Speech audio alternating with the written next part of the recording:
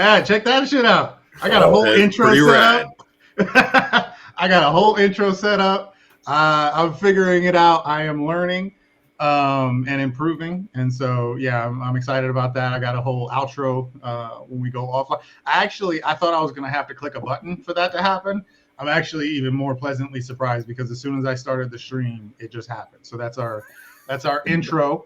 And so anybody joining the stream will see that intro right off the bat, and it'll go on YouTube as well when I share there. But hello out there, ladies and gentlemen. Well, gentlemen, it's guys' night, so I don't think we got any ladies who are There might be one listening, maybe. There may be one listening. I know we do have a few women, even in the private men's group. There's two that I know of. One is the wife of Brian. Her name is Jennifer.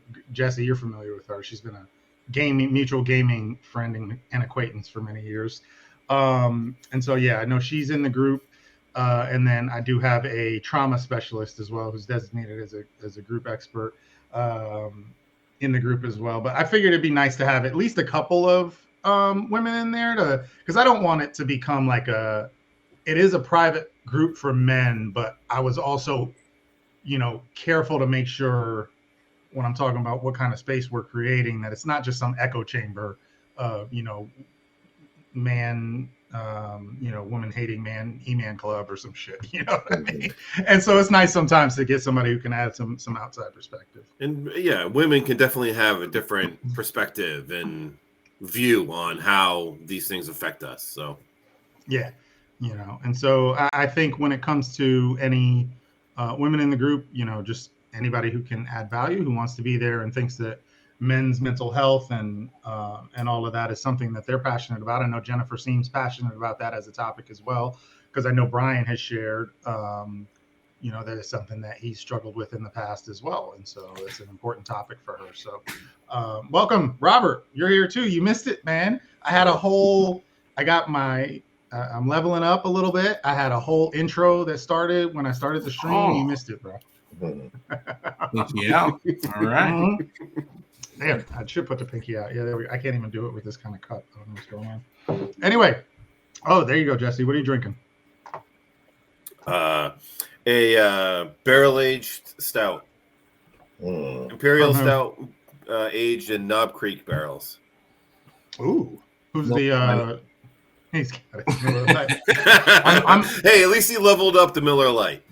He leveled up the Miller Lite, and I'm stepping. Remember, didn't we talk about this last time? As Blue Moon being like that halfway point, like this is your baby steps into craft beer. Yeah, I like Blue Moon. I just never think to buy it to have at home. Like I'll get that when I'm out in the world. Yeah. Yeah, I find myself in moods like I like cheap beer sometimes when Jesse calls it water, but that's the truth. But the truth is like, yeah, I kind of want that. That's when I go for like a Michelob or something, is because like, you know what, I'm kind of thirsty, but I'd also like to get drunk. So. Right, exactly. Yeah, but it takes so many of them to get drunk. Which is a benefit as well too, because I could drink for 4 hours and not be blackout. Not do something stupid. If I start drinking liquor, it goes downhill real fast. Oh yeah, real fast. I can't go through. I realized like I was drinking cheaper beer like Bud Lights and stuff for most of my youth, and I could drink a 6-pack and wake up for back when me and you were in the Army, Justin, and wake up for formation the next morning. Then I got into craft beer, and I realized, like, oh, shit, like, if I drink a 6-pack, I might end up regretting it the next morning because things are like 9% alcohol a lot of times. Some of them may also be just because you're older now also. Yeah, that also definitely plays a factor. My ability to recover has gone downhill. Justin, you remember that back in the days, like, we used to go out, party, be at the club, till 3 a.m, up at 4 a.m, ready for. Yeah. I didn't even sleep. Just got home, brush your teeth, put your PTs on, and be at formation. That shit was crazy. Yeah, I mean, I miss, part of me misses like being able to do that, just to be able to talk about it. But like, I think as I gotten older, like the only people I feel like I can brag about that with is like veterans, maybe. Yeah. I can't like brag to my daughter about that, or there's so many stories that I got that it's like inappropriate. Yeah. No, I get it. That's why, it's good to have guys' night. So you can brag about a little bit some of that stuff from back in the day. But yeah, we used to do that all the time. And it's funny. I had a funny story that I tell now at work at my that I've told it twice to two of my leaders in my job, because I made it clear to my current boss when I started, like, I am not a morning person. I hate mornings. Like, I am not functional before 9 a.m. I'm not even functional. And honestly, I'm not really, fully at 100% until after noon. You know what I mean? Like those first couple of hours, I'm just kind of dealing with the fact that I'm back in reality. And I joke about it though, because, and I don't want to give a bad impression to veterans out there, but I also think that there's this misconception from the public that if you were in the military, you must be good at getting up in the morning.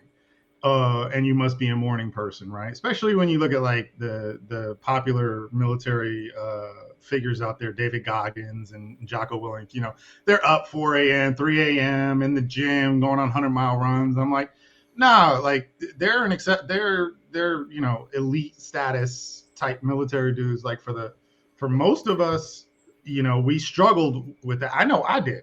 And I can't tell you the number of times I have people say, oh, well, you were in the Army, you must be great in getting up in the morning. I'm like, no, the fuck I'm not. I'm like, here's the thing. It's really hard to get fired from the military because you can't get up in the morning or you're late to formation and shit. You'll end up doing a lot of push-ups. I got a lot of Article 15s. I got in a lot of trouble, which it's not like you're going to get fired. I just spent 8 years getting in trouble. That's all it was. Yeah. I think one of the funny stereotypes, which I'm sure you guys could prove wrong, that I've always heard from non-combat or non-veterans is that they probably get up and make their bed in the morning and keep a very clean room and all of that stuff. And I don't know. From my kids, I can tell you that that's not true. I will say I did develop a bit of a neat freak complex, but I think I had that even before I joined the military. I've always been a neat freak. I can't stand clutter, and that kind of carried over with the military. But I do think that was just more of a personality trait. But yeah, I do think, again, it's just one of those things where people stereotype the military, people who are in the military. And yeah, it does teach you some things, but at the same time, like it's just a bunch of humans as well. Like there are differences. There are some who are good in the morning. There are some who ain't good in the morning. I was not good in the morning. I got in a lot of trouble from not waking up and being at formation on time. You know what I mean? And always being late to shit. But like I said, like in order to get fired or kicked out of the military, especially if you're like in the Army and the Marines, Air Force. You have to commit a crime, don't you? Yeah, I mean, like, especially if it's during a time period where they really need personnel. That's the thing, too. Like, the standards change based on the current world situation. And so when me and Justin were in, and when I joined in 2003, this was when Iraq was kicked off, right when that was kicking off, and we had been in Afghanistan for a while, and they needed people bad. They were letting people in with fucking face tattoos and neck tattoos. Like, you could get waivers and shit to get in. And then, if there's no global conflict going on and maybe they're over, they've got too many people in and they need to draw down in certain services, then all of a sudden the standards start getting a lot stricter. But really, yes, you're right, Robert. At the end of the day, to like get fired, which we would call like, other than honorable discharge or something like that, general discharge, like you really got to do some shit. Yeah. Like, I only knew one person. I keep hearing that like it's kind of like that across the board, just with the federal government in general. Mm-hmm. That once you're there, outside of committing a crime, it's hard to really get fired. I can tell you, it's true for state government as well. Oh yeah, that has more to do with the fact that you guys got unions. We have a union, and yeah, it's pain sometimes. I'm in Georgia. There, people can be completely grossly incompetent and not get fired. So, right. Yeah, it's got its upsides and its downsides. Yeah, I work for state government, but we don't have we're trying to start a union. Wait, But New York State doesn't, and you don't have a union?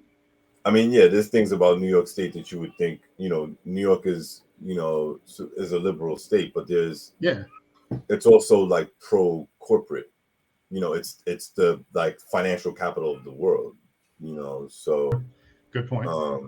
So we have to fight for even like state employees to have a union. Huh, that is a surprise. I don't want to get too off in a tangent there because I know where that road can lead. But we'll go ahead and jump in here. Again, it's episode 5. Thank you for the 3 people who may be out there who may watch this at some point for watching. Today, I do have a few topics I shared with our private men's group that we are going to be discussing tonight. But I did want to go ahead and check in with everybody. Robert. Sir, I'm going to be leaving you for last because I do have some specific topics I want to talk about with you. But Justin, why don't we start with you, buddy? Welcome back. How you been? How was your New Year? How's everything going? My New Year was good. I pretty much slept through the evening. My daughter had went to a New Year's party, so I woke up at like around 11:45 to go pick her up, so I could be there at like 12:30, 12:45. But other than that, I remember when you told me that too. I was like, because you said your daughter was at a party, and I was like, man, last time I even remember you saying your daughter, she was a toddler. So like that was crazy. Yeah, Time flew, yeah. And now I have another toddler. So man, but yeah, pretty much chilling. I'm trying to figure out like what to get my hands into this year. I spoke to a former professor. She's looking into seeing if she can get me to be an adjunct professor at my school, my alma mater. Like why are you? I'm curious because this may come into the conversation I end up bringing up with Robert.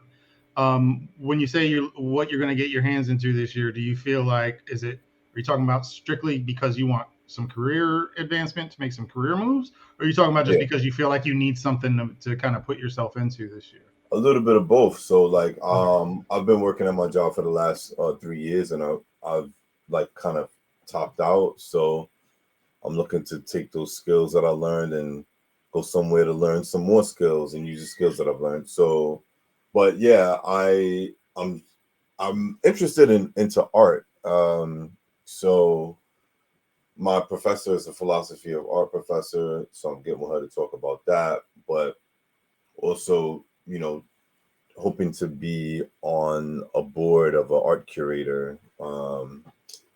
So that is looking pretty cool, and those things combined. So I'm trying to think about that and some other art related things this year. Those things kind of like fell in my lap over the past few years. So. Gotcha. Okay. Yeah. The reason why I was asking that is because I do think we've had conversations on the show about how important it is for everyone, and men in particular, as we've discussed, to have something that they're going after, whether it's creative endeavor or something, especially a creative endeavor. I think that's so valuable for men. And so I was curious. And then also I know I'm going to be having a conversation with Robert here in a little bit about YouTube and our kind of adventures in that land. And I know I had privately mentioned to you in the men's group, or not privately, but in the comment section, we had talked about, I know you do writings, man, and you got that voice of a generation, dude. I was like, you need some tips to get started, bro. I think you'd be good, doing maybe some voiceover narration of your own writings and your own creations as well. Yeah, for sure. That sounds dope. Yeah, let's talk about that for sure. All right.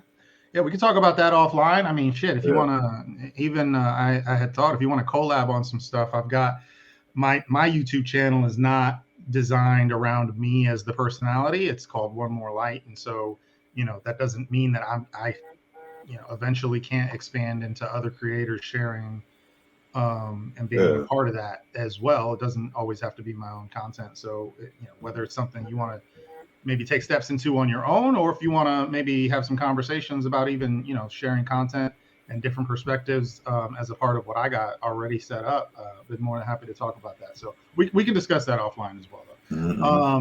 All right, buddy. Well, it's good to have you back on. Appreciate you joining. Jesse, sir, let's go to you. How you been? I know we've got some things that we talked about, some changes recently offline. I'll leave it up to you what you discuss about how things have been. New Year's was great. It was just my daughter and I, and honestly, I couldn't have had it any better. I recently, like as of today, made the decision to give up Facebook. Deleted it off my phone, and there's just a little too much drama that just sucks you in with social media. And I have other social media outlets that I can use, like I have an Instagram account and things like that. So for the time being, I think I'm going to focus more of my efforts into Instagram as opposed to Facebook, because Facebook just seems like a cesspool to me. Yeah, definitely. I've heard, and I had a conversation with another friend of mine about why she uses Instagram specifically in as opposed to most other social media platforms. And she kind of explained to me that it's because you can kind of curate your experience a little bit more.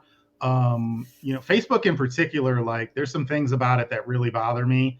Like I will unfollow certain things that I don't like, and Facebook will still just throw in what they call a suggested post in my feed. And I'm like, I fucking like literally unfollowed all of the things that have to do with this. And Facebook's like, yeah, but what about this one? But what about this? and it always works too, because it keeps trying to tempt you. And and they're doing it specifically because they know it, or the algorithm has picked up on it's those things specifically that I get dragged into, but I wish I didn't get dragged into. But it's so hard. I made a video recently on algorithms and echo chambers and extremism, and how it's so easy to get dragged into echo chambers and things like that due to the algorithms. But it's not some nefarious thing necessarily. But it's our own behavior that prompts it, and that's unfortunate, right? Like I end up seeing negativity in my feed a lot of times because we tend to engage more with negativity than. Oh yeah, we as a species definitely engage in negativity way more than we do positivity. It's human nature. But it sucks because like, and I talked about this in the video too. Like I've thought about unplugging. I've had friends who have done the unplugging thing in general, not just one specific platform, but across the board.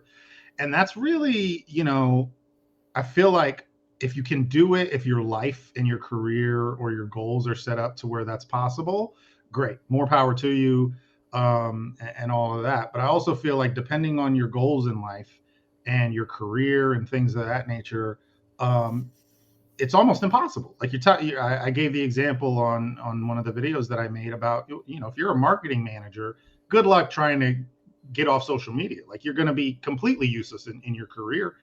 You literally can't. You have to. If you're a marketing manager, for a corporation, you're the expert. You need to be the expert at social media. So, or we've had members of our private men's Facebook group who've shared with me, because I've given the advice that men in particular who are lonely need to seek out local connections. And I've had people who spoke up and gave me examples of, look, here's my situation, ABC, disability, income, things like that you may not be considering, that I can't go out and make a local friends group. It's literally not possible for me.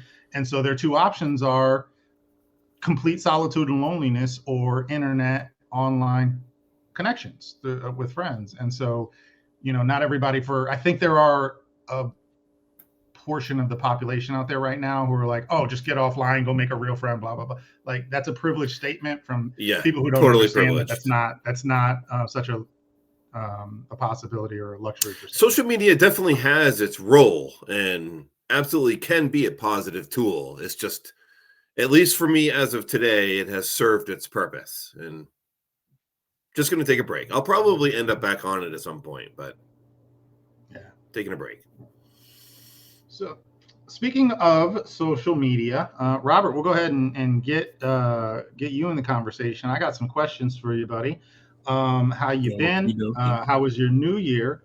And tell us a little bit. I saw a post from you. I can't remember if it was earlier today or yesterday. I know you had been having some frustration with some of your goals when it comes to YouTube in particular, our shared passion.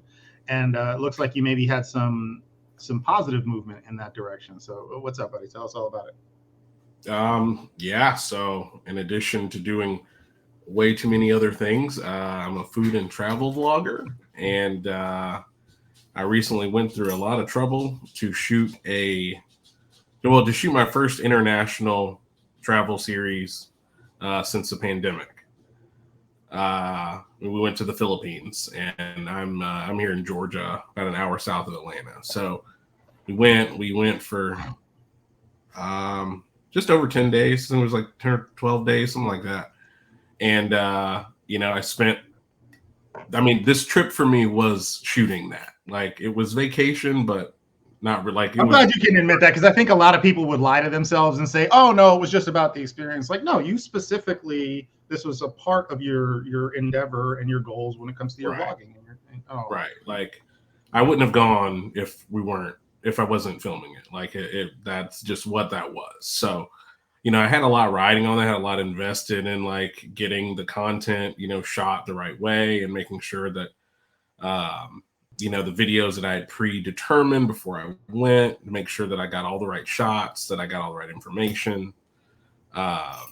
Even like things that I needed to voice over. Like, I had like a whole notebook of just like things that I had to put together.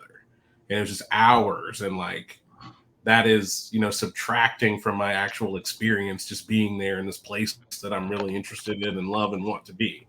So it's just very busy because I'm trying to squeeze in two things. Anyway, that's beside the point. So when I get back, and I'm putting the videos together and I start releasing the videos, there's probably enough footage for maybe 12 videos. And I start putting the videos out, and they are not performing at all. And it's coming from, why I did it there was because the first series that I did right before the pandemic, it did so well. Like, they did incredibly well. Like, it was trending in the kind of thing where, had the pandemic not happened, I would easily have my silver play button on the wall, and in the six figures of subscriber count, easily, the way it was going. And then the world ended, of course. And once everything kind of made sense to start traveling again, I had to think, okay, well, am I going to jump back into this? And I really, just kind of risked it all to try to restart this thing. And it was just not going anywhere. And it was just really depressing. Like, it was, when you put yourself out there as much as I had to put that together, and then for it to just fall completely flat is like, man, it was just bad. Yeah.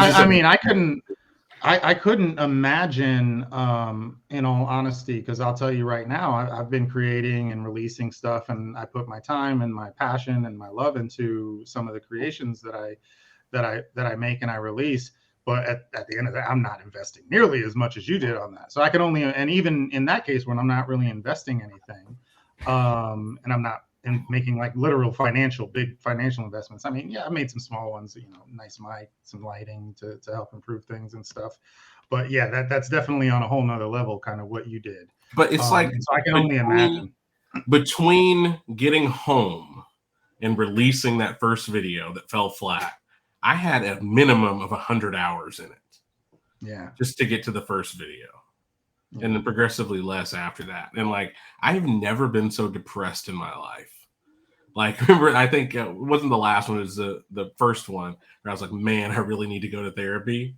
It's you were in you were definitely feeling it was coming across that you were, but right now I will say too that you do seem a lot brighter right now. And it has to do with that turnaround a little bit. Is that what you'd say? So, just kind of out of the blue, the algorithm was like, oh, maybe you don't suck. And just started recommending the video. And then in like 2 days, I got like 500 subscribers and like 30 some odd thousand views on a few different videos, which is on par with what it was before. So now the stress shifts in the opposite direction, where now it's like, okay, I have to make sure that I can maintain these numbers. Yeah. So and I think a lot of that has to do with the consistency, right? Is that what you'd say? Right. Yeah. Consistency and just everything, just making sure that like I don't make simple mistakes. and Yeah. make sure that like the first 30 seconds is really the most critical, and just making sure that I get those first 30 seconds to a minute perfect. Yeah, because And that's really when you get that engagement and don't get that drop off. I've started to dive into analytics and learning a little bit about how to improve retention and things like that. Right. I did want to give a quick shout out. We had a couple of comments. We got Thomas, buddy. Good to see you. He's a part of our private men's group. And he was a very active member. He's been away for a little bit and haven't seen him. So it's great to see you back again, Thomas. And thank you for joining us. William, also from the private men's group, did join in as well. He mentioned that our conversation on, the ups and downs, good positives and negatives of social media.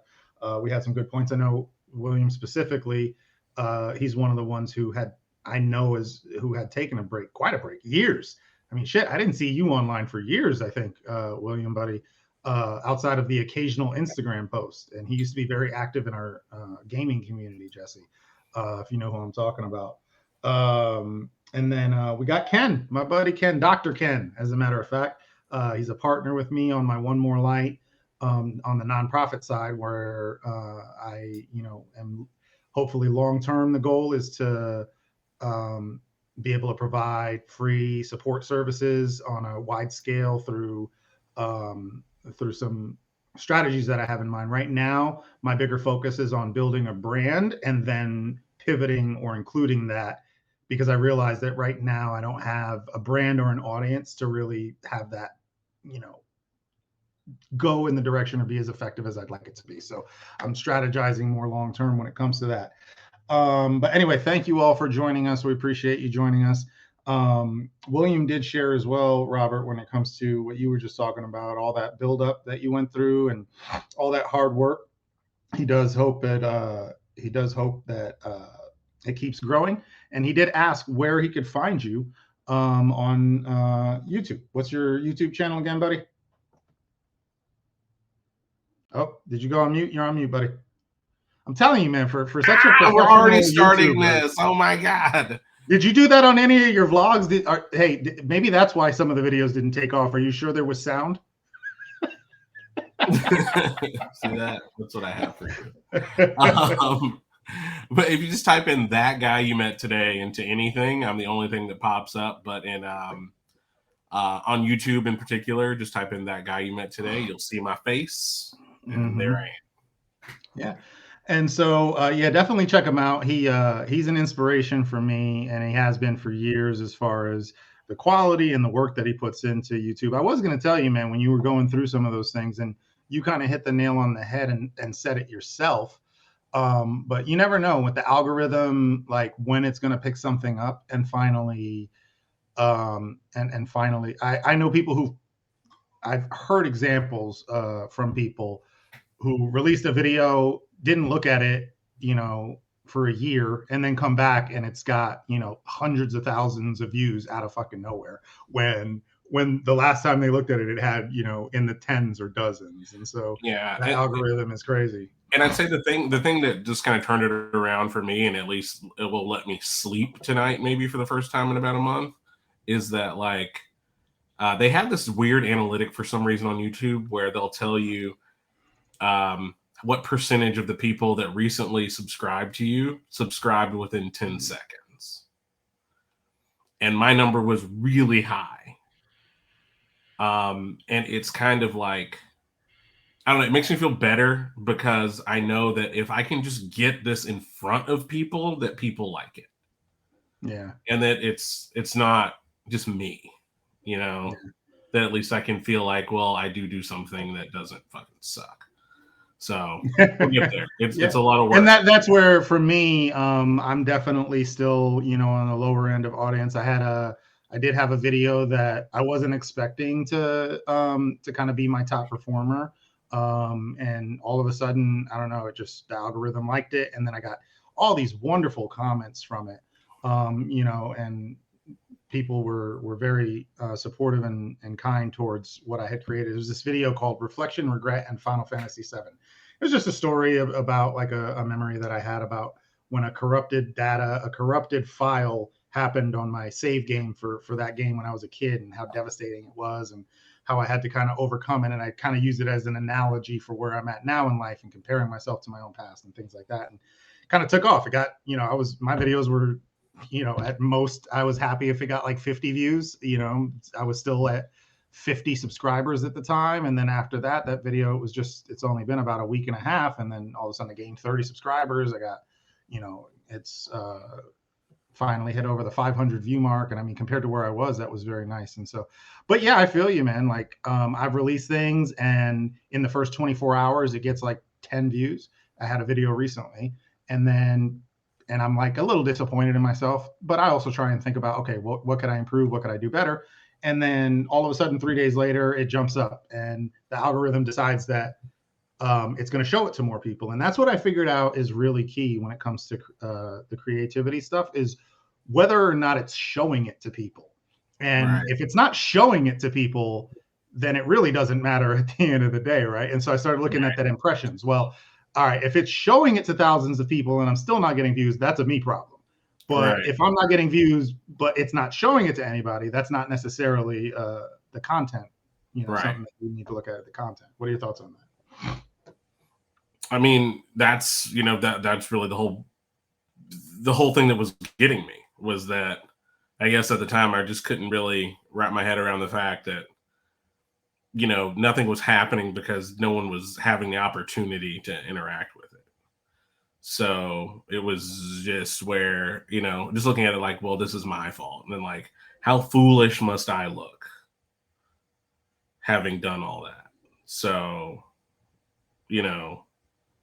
that's not a great emotion. So to have like that feeling kind of, I don't know, like countered, or, where I just don't need to worry about it being that anymore. It's just kind of relief. It's just, I wish people understood what it's like to do these kinds of things and to be doing that for a living. And just what it can take out of you, and how like it's a job. Like it's an all-encompassing job / business, and like it's as real as any other job that you would be doing. And I think to a lot of extents it takes so much from you that I think it's why all the feelings that come along with it, just like any career, they get that much more magnified because there's so much more of you in that stuff. And I think that so many people are doing it casually, and the people that that might be doing this are doing it so casually that what they don't realize is that the folks that are doing this as like a primary income or as their business, you don't know them because they're so busy that they don't have time to have encountered you. Like it's just like, I don't leave the house. Like I don't go anywhere. I don't get to do anything because in one way or another, all my extra time goes into this in one way or another. And I'm not even actively filming, and it takes up my time. Oh yeah, I mean, shit. The filming is the easy part. It's the editing and all the other shit, optimization that really turns into work. And it's funny, but yeah, I nobody shares creative endeavors, and doesn't feel good when people connect with it, when it's viewed, when somebody connects with it, and all of that. And I remember when I wasn't getting engagement and I was trying to improve, and I looked up, motivation and videos on people. And there's a YouTuber. If you've got kids, Robert, your son's too young at this point, but I know Justin and Jesse, if you've got kids in our kids' age range, then you're very familiar with Mr. Beast. He is one of the most popular YouTubers in the world, if not the Thankfully, most my daughter does not mute. watch him. Thankfully. Now you're back on mute. No, okay. No, the internet dropped out. Gotcha. But yeah, I don't know if you're familiar with him, Robert, but I started watching, some tips and tricks on him on, what it's like to create and try and grow as a creator on YouTube in particular. And, his videos, he's got millions he doesn't release a video that doesn't get millions and millions and millions of views.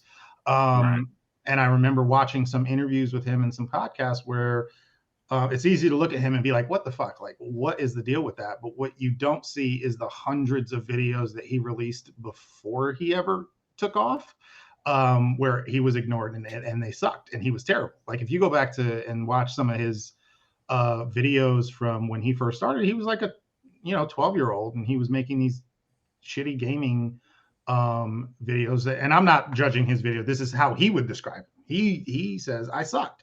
And one of the pieces of advice he said, come back to me when you've made 100 videos. Make 100 videos, improve something every time. One little thing. Maybe you can tweak this, do better lighting, a little bit, new editing trick, new this, new that, and come back to me and talk to me about how to grow after you've done that for 100 videos, is what he kind of described, because you do have to. And so it's easy as a creator, even for me, to look at somebody who's reached a level of success and be like, oh, well, shit. They've always had that, when no, they put work into it. And what's you're an what's example. your number? What do you mean? For number of videos? Right now, because I rebranded my channel, if you go on my channel, it has 35, I think. But that's because I rebranded, and this last year for me has been deciding what kind of content I even wanted to create. And so I tried a lot of things. I was doing interviews, I was doing journaling, I was doing, video journals. I was trying a lot of things to, for one, figure out what I enjoyed, and then for two, what, I could find an audience that seemed to enjoy, and then trying to figure out that. And then when that video popped off the other day, I realized, like, oh, okay, I really enjoyed that.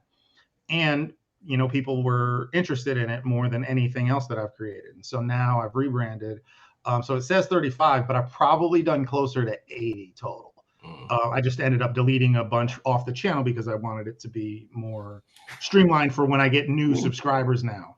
I mean, that's a lot of content to make. So, I mean, it's a lot of content, but the truth is I'll admit right off the bat, like, a lot of it was very low quality. And I'm not ashamed of that. It's because when I first started, and I had done YouTube before, Robert, that's how me and you met. Well, I had done Ariana's house, and then I had done the craft beer channel. But this was such a departure for me, because this was me sharing the real me for the first time. Like, those were different as far as I was doing something more produced, where it wasn't really sharing myself. And so a lot of those early videos, they were lower quality, but that's where I was just kind of talking to a camera. There was no editing, there was no nothing, no real work put into it. But that's because I needed the practice on learning to find my own voice and share myself freely and openly. And so that's really what that was an experiment in doing that. And then once I learned to find my own voice, then I began, I'd say only over the last maybe 20 videos have I really started to try and improve, where I bought better equipment and editing tricks and things like that. Well, I mean, I think I just totaled up, like, my total number of videos is around 520. Holy shit. Wow. Yeah, you're way ahead of me.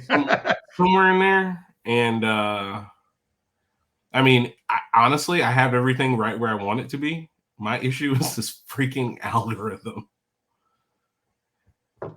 Like, yeah, but I would say, I would say that, like, it didn't come together like I wanted it to be until recently. So, I mean, even after doing all that content, it's like everything is still changing. It's all, you're trying to find your groove and what works for you, and, like, the style and schedule and all those different things that makes it work for you. Mm-hmm. And I mean, it took me a lot of content just to figure it out. So I wouldn't feel weird about jumping around, but at the same time, you also don't want to jump ship on a project before it's time, because doing like one type of video is not really a sample size. Like, you kind of got to pick something that you can keep up with and just commit. That you can keep up with and commit. And also, like, there are so many factors that go into it, because I'm thinking of, what kind of content I really enjoyed. I really enjoyed the interviews, but those are difficult. And because I have to find somebody to interview, I have to coordinate. And, especially when I'm focused on a specific topic, men's mental health and mental health in general. It's difficult, but I mean, if I want to do a video, I have to get on a plane for 3 days. Like, Hey, look, I'm saying difficult compared to my other. right? No, I comparing to you, know, yeah. but like hard is relative, right? Like Yeah. I'm it's what I want to do, so I make it work. Yeah. And a lot of it was me forcing myself to make it work. And like, but that's where the risk comes in. Me being an entrepreneur, I'd live my life on risk no matter what. Like I just have to have that happening all the time. And I mean, this is just kind of the same thing. Like I have to think, was my opportunity cost worth it? Like, was that adequate after it's all said and done? Yeah, I get it. And yeah, you're right. Like comparatively to what you do as a travel vlog, what I'm talking about with the interviews wasn't a lot of work, but comparatively to myself, I knew that I wanted to create more often than I would be able to focus on that kind of content. And so now I am still going to be doing interviews. I've actually thought about bringing you on for an interview soon, because I do think that it lines up with what my channel is centered on, to where I can create my short form content that I want to create more frequently, and then every once in a while just have an interesting guest on, but also raise my standards for my guests, because it's not my only form of content, that now I can also increase and raise my standards on my guests, right? Right. And I don't just have to be desperate to find anybody to interview. I can, since it's an every once in a while thing, I can, when I find somebody interesting, then I can focus on that. But for me, I will tell you, just to end this content, this YouTube discussion, because we did have some other topics I wanted to dive into. What I've had to find in the short term, in order to keep me going, were other things to be grateful for.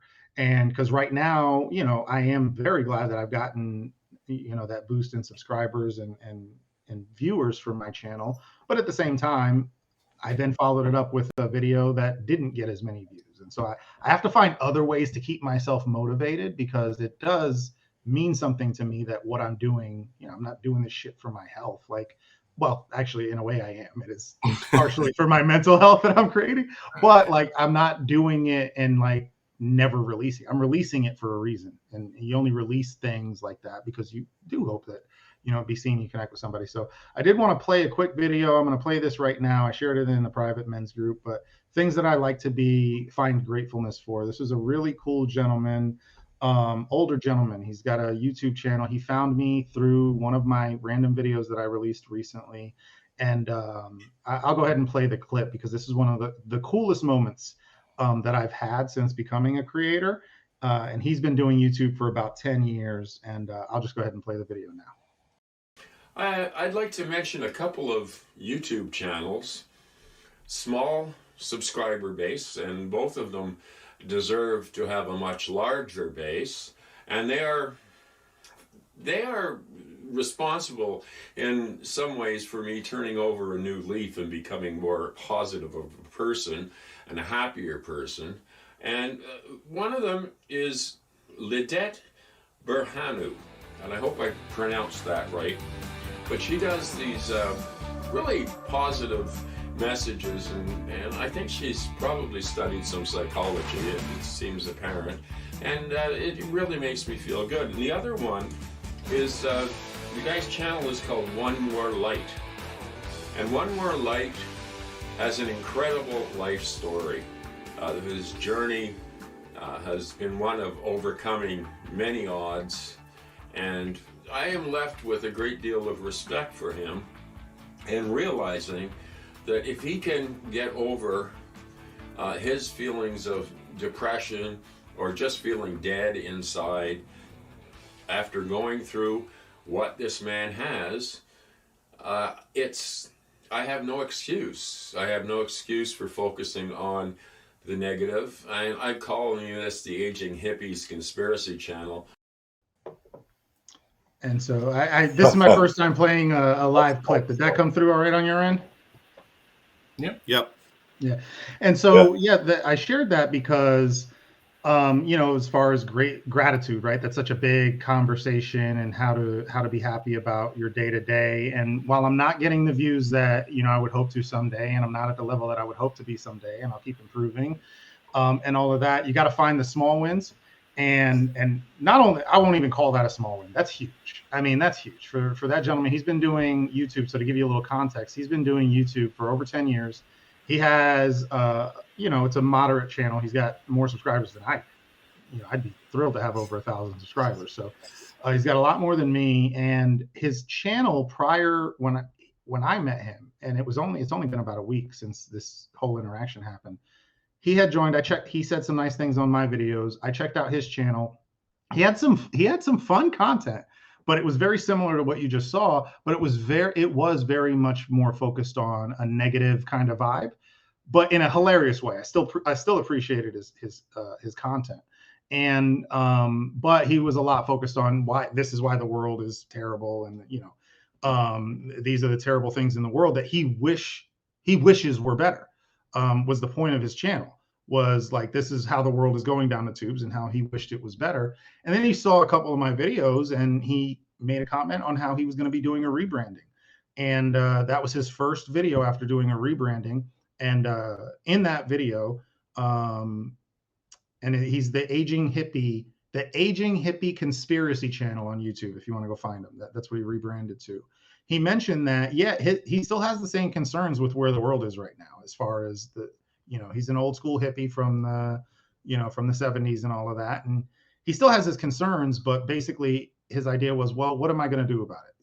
Like, am I going to be just kind of succumb to the negativity, or am I going to try and be, the positivity that I wish I was seeing in the world, was kind of the changing. And knowing that I could have that kind of impact on somebody, no matter how small I am, that was a win for me. And I wanted to go ahead and highlight that. That was a major accomplishment for me personally, because I did want, the content that I make to have some kind of impact, hopefully. But all right, anyway, I was hoping for some kind of follow-up there, but I guess not. Everybody's on fucking mute. It sounded like a statement to me. Yeah, it did. It sounded like a statement. Yeah, it was a statement. Jeez, you guys got opinions? Share opinions. Like, no, fuck that guy. Fuck that guy. Fuck his channel. Fuck it all. Fuck positivity. Well, just as a follow-up, trying to transform your worldview to be more positive can be a challenge, because we're drowned in negativity in the world now. At least from my perspective, it seems like everywhere you look, something negative is happening. Try watching the news. It is insane how just depressing watching the news is. It's insane. So I feel like it takes almost daily dedication to try to be positive, because it is very easy to just succumb and slip right into that negative vibe. You're absolutely right. And that was the point of the video that I made, that I think prompted that decision in him to make the change. The entire point of the video that I had made, it was the video on extremism, echo chambers, and algorithms. The entire point was that, yes, it is challenging, and but it has to be a choice. And we have two choices, which is either we're going, and especially I meant this more so as content creators, but even as an audience, okay, there is a lot of negativity. There is a lot of bad news that you're seeing in your feed and all that. Guess what? That's because that's the shit that we're engaging with. So are we going to we're either going to do something about it, and we're going to do something to change it, or we can sit here and bitch about it. And let it keep going. But at some point, somebody has to step up and say, okay, I don't like how negative everything is. I don't like how dark everything seems, and the amount of negativity that's out there. I see it on YouTube. You can get so many more clicks, so much more quickly by talking about controversial topics, toxicity, and negativity. And I absolutely could go down that route, and it's very tempting for somebody who wants an audience to go down that route. We've joked about it on the show, saying, yeah, let's get into a fight because it'll get more clicks. Exactly. And so but that was my point in that video, is we have to make the choice. Like, okay, well, we're going to bitch about it, or are we going to do something about it? Are you going to step up, or are you just going to complain? Right? Because you're not helping. You're not helping by either diving into the negativity and being a part of that, or by deciding that you're not going to participate. That's the other thing. Like, oh, I'm not going to participate. I'm just going to not participate. Like, okay, well, guess what? Now we're leaving the platform to nothing but the negative and toxic voices. it's difficult though, because there is a balance. There is a role and a positive thing that can come from being critical of things. It's all about whether or not that critical view is used to try to improve things, or if you're just basically yelling into the ether. Yeah, and I don't think I have a problem with being critical of things. When I say toxic, I think there's an assumption that hopefully you understand what I mean by that. Like, yes, there is a right, there are things that should be rightfully criticized, but there's also, when it crosses that line into toxicity, I mean, I don't know, that it's a blurry fucking line. Like, when does it cross that line into toxicity? And because I talked about it in my video as well, where my point was about being more positive. I made it a point to mention, I started the video with news clips of all the negative shit that's in the world. I hope anybody out there who watched it, and I didn't get anybody saying differently, so hopefully they did, saw that I made a comment saying, I'm not saying that the problems don't exist, right? I'm not trying to be like, hey, let's focus on positivity, pull the wool over our eyes, and pretend that everything is great and we don't have problems that need to be addressed. There are absolutely problems that need to be addressed. But I do think that because of the algorithms and the rise in echo chambers, there's an imbalance right now where it's so much easier to be exposed to, and I shared clips of positive news in the world. Dude, do you know how long it took me to find those fucking clips to share on my video of positive news of the significant drop in extreme poverty across the world, the significant drop in child mortality, the significant drop in total death caused by war? It was so hard to find those fucking clips to even share. I spent at least 300%, 3 times the amount of time looking for those clips than I did, examples of shitty things happening in the world. Well, the thing that I find most frustrating about it is that the negativity and the criticism isn't about real problems in the world. It's about the movie that they didn't want to win the Oscar won the Oscar, and that's what everybody's up in flames about. It's not the real problems in the world.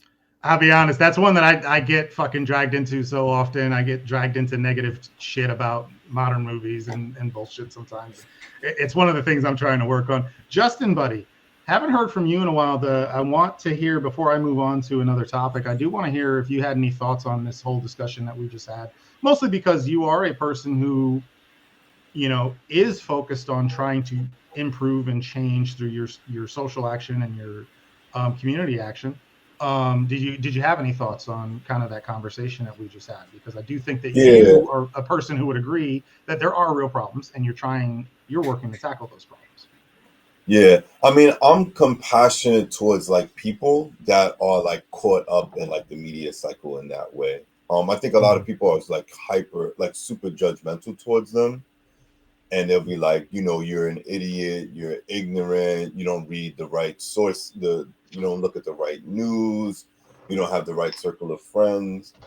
But there's so much money being spent on the news being the way it is, right? And for us to focus on those issues averts our attention away from the actual issues.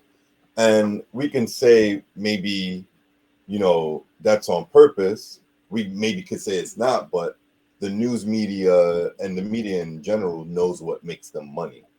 And that's our psychological responses, as Jesse was saying, towards they say if it bleeds, it leads, right? And that's that's an old ass statement. So and it's easier to get caught up in that emotion, that idea of fear and anger, if your material needs aren't being met. You start pointing fingers at other people, and the news shows you who to point fingers at, right? So the migrant crisis, for example, which I wasn't aware of until you had kind of brought it into my sphere of influence and feed through some of the things that you've shared about it. But this is something that's happening in Is it just New York or the Northeast Oh, specifically? big cities all across the country. But the thing is, Where too, I'm is at right that now, there might, there's never been a big immigrant population, but maybe down in Houston, there's a big port down there that might be a different case. yeah, I mean, they're forking out into like other like townships, like just like areas just outside of the city, searching for more opportunity. But like you get like black folks, black and brown folks, or working class white folks that are like those migrants over there. But it's like, well, we really could come together to get what we all need. And like the news media kind of makes money of talking about like negative aspects of those things. So like, yeah, I look at it that way. I'm really trying to be like kind to people, but like have a really critical lens towards the systems that are creating like people that are the way they are. Yeah, I think you're taking the right approach. I do think that we have to. It's very easy, especially with the rise of echo chambers. Like I said, it's one of the problems that we're running into is this demonization of anybody who's on the other side of whatever issue we're on, and like we're all screaming so loud, but nobody's listening to each other because we're demonizing somebody who disagrees with us on a certain topic without realizing, like, look, I've met very few, and I'll say this me personally, I've met very few truly evil people in my life, like bad intention, evil people in my life. I've met people who have some evil, what I would consider evil outlooks or evil perspectives or whatever, negative perspectives. But if you get to know, if you have a real conversation with those people, you while you may not agree with them, you start to understand, oh, that's why you think this. That's why you feel this way. And so at the end of the day, again, I'm a very practical person. I'm solutions focused, right? And so my question to everybody, to society in general, is what are we going to do about it? Like, are we just going to other everybody and then be surprised when they don't fucking listen to us, right? They're not going to change when we're sitting here demonizing them. The only way that we're ever going to change is to have some kind of, as you said, compassion to at least understand that. And I'll tell you, I've been able to change people's minds on things, but that's only because when they said something that, I disagree with or pissed me off, I didn't immediately go, well, you're a piece of shit, I'm not talking to you anymore. But just out of curiosity, have you been able to do that on social media or through face-to-face conversations? Right. I have on social media. There are a few examples, but there are a number of them are in our private men's group. There are a lot of people who are in my friends network and who are in that private men's group who I did not like when we first met, and we got into fights about social issues and disagreements on this and that. I won't say any names, but I've butted heads with quite a few people who are now my, friends on social media. And I can't think of I won't name a specific example of one social issue that I changed somebody's mind on, but I will say this. I can name a number of people who used to share things, very aggressive, politically charged things, that after our interactions, they kind of calm the fuck down. You know what I mean? And stopped going on their rants about certain things. I think I think it is great that you're doing that online. I've done that with people too, like, but mostly like people like will they'll refute something I'm saying. They'll either like do a personal attack towards me, or like say something that isn't like related to the issue at all. And so you're talking about online specifically, because I will say online specifically, your question was legit, Jesse, because I'm not going to sit here and pretend it's not harder online. Oh, it's absolutely hard online. But I also think easy to find an echo chamber. But I also think with those examples that you provided, those are people that we were already, or you were already familiar with in some capacity. They weren't a complete stranger in some random thread. Yeah, we had met through, video games or something like that. And then all of a sudden, you know how this had gone. You know exactly what I'm talking about, where we met through video games and then, oh, hey, I like this person. We got into a conversation about video games, send a friend request. And then all of a sudden on their news feed, it's, Black Lives Matter or MAGA or some shit. And that's completely separate from video games, from where you met. And then that you start butting heads. And I'll tell you, like, it does take work to have the patience to be like, you know what? I enjoyed our conversations about this other topic, about video games. You seem like a reasonable person. Let me give you a chance because I tell you, there are people who have done it where they'll be friends on one topic, and then as soon as they learn about it, the opinion on something controversial or something they disagree with on a moral level, they'll just block them. They won't put in the work to be like, well, let me understand your point. What are you talking what? about? So I call that. I call What's that that? when that happens. There's like somebody I meet and I think they like them, and then they say something fucking crazy, and I'm like, that's them coming out as stupid to me. Mhm. And there are plenty of people that I have just like. I used to be very like political in general and like politically charged and fire and liberal venom and the whole deal. And like, I just got so burned out by the Trump administration that like, I legitimately do not care. I gave And up. I gave up the news when yeah, that whole I thing gave up went the down. news. I got I dragged don't. in, and then I realized like it was ruining my day. Like I was waking up Right. angry because of shit Right. on the internet, and I was like, you know what? I got to make a change. I got a real life. I got kids and a family and shit. Like I unfollowed every news source and all of that. And I do think that that's fair. That's not a. I don't think you have a moral responsibility to try and make friends with every stranger on the internet with a stupid opinion. But No, at the end of the day, you are right too that it is ignorance. Sorry, Justin, go ahead. but I don't think that. So I think so. In one regard, I think apathy is like a desired response of the system. They want you to be like I hate to say they, but apathy is like the desired response. One, two.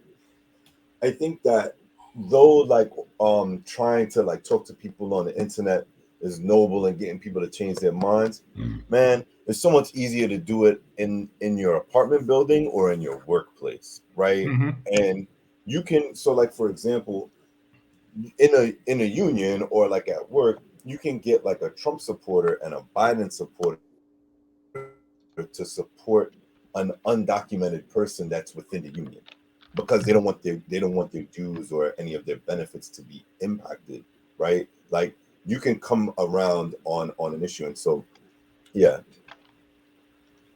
I do agree. Yeah, and I don't again. I don't think that you have a responsibility, especially on the internet, to try and change people's minds, especially if they're like really into an echo chamber. And I won't say that I've gone out of my way to do it, but the examples that I'm talking about were people that I liked, and I did feel that there was a reason to, because I knew I liked this person when we had these conversations about a certain video game and why it was so emotionally resonant with us. And I'm like, you know what? At our core, I already know just based on conversations through video games that there's something that we vibe about. And so yeah, I did take the time to put in the work to maybe understand and gain perspective and give them some perspective that maybe they hadn't considered. But I think that's what the difference is. So you guys, you had an existing relationship in some capacity with that person. Now try doing that same thing under X headline on Facebook and go into the comment I don't section. engage like that. Right, but that's what I mean is that our society is so divided. All we do is fight with each other over the internet. We're never going to change each other's mind that way. It's just, and it's crazy that you mentioned that, because I think I do think that I would disagree slightly. I agree with your overarching point, but I do think that on the internet, what Justin was talking about in his local community example and in the apartment complex, that applies to the internet as well. I will say that every person I've interacted with that I've gone to a deeper level with, it's been through a community. And so, what Justin's talking about is real life communities. There are also communities on the internet, right?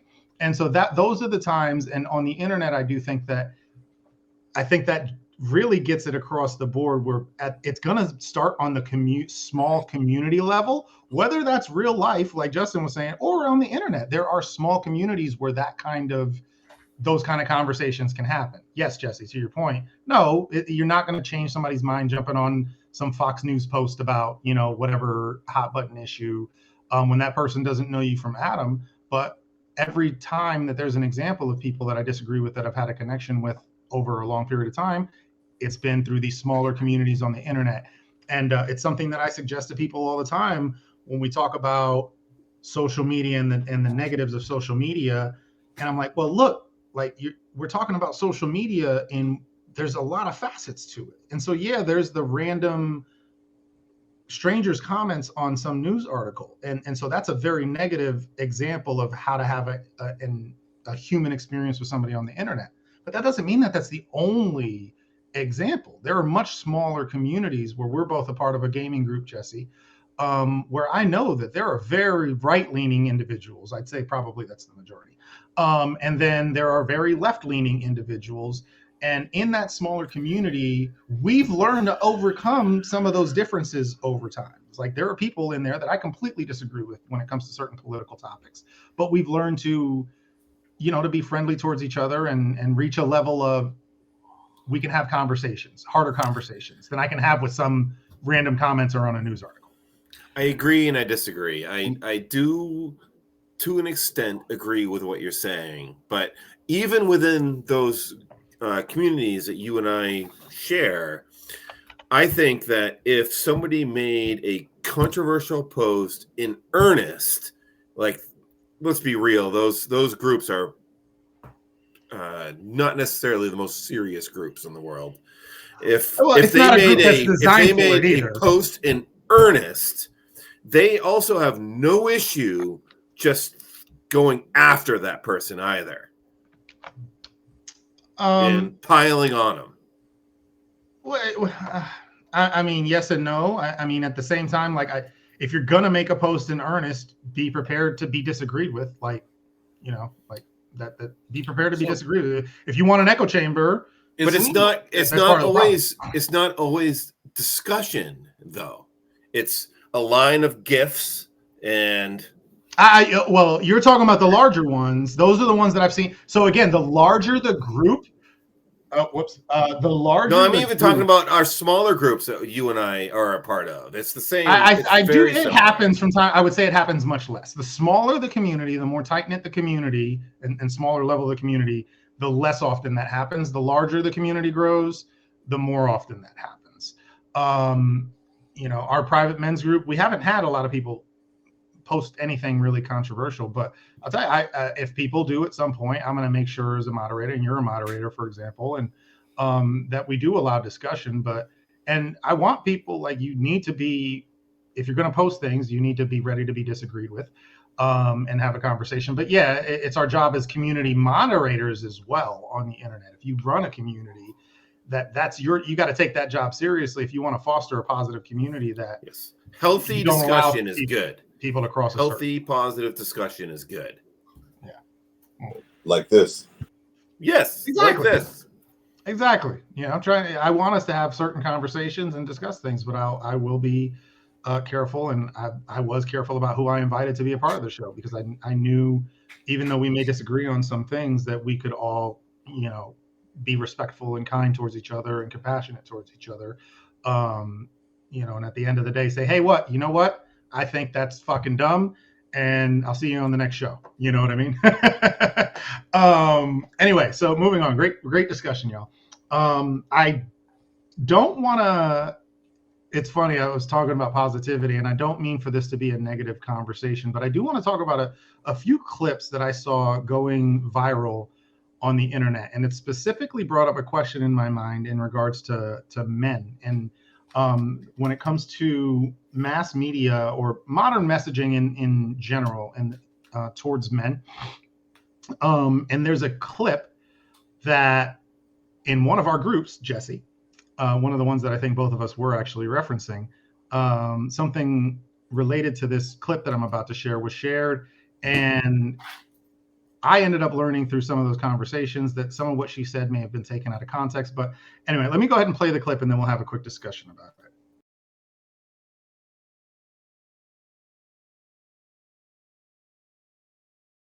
This is happening now. And so you are watching the lessons of, and it's a dramatization of the lessons of it. As an activist and an artist, do you make that calculation? Who is my target? You talked a little bit about, I want women to watch this, and I want them to feel empowered. and I want my daughter to have heroes, I couldn't help but notice a thread through each of these, that the men were assholes. And I'm wondering,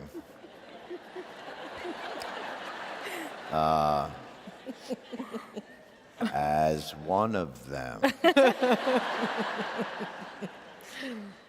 what is the balance of activating a force for change, but also trying to permeate that patriarchy, that power structure? And is that a part of the calculation of your art as well? And what's been the reaction to that? Oh, absolutely. I like to make men uncomfortable. I enjoy making men uncomfortable.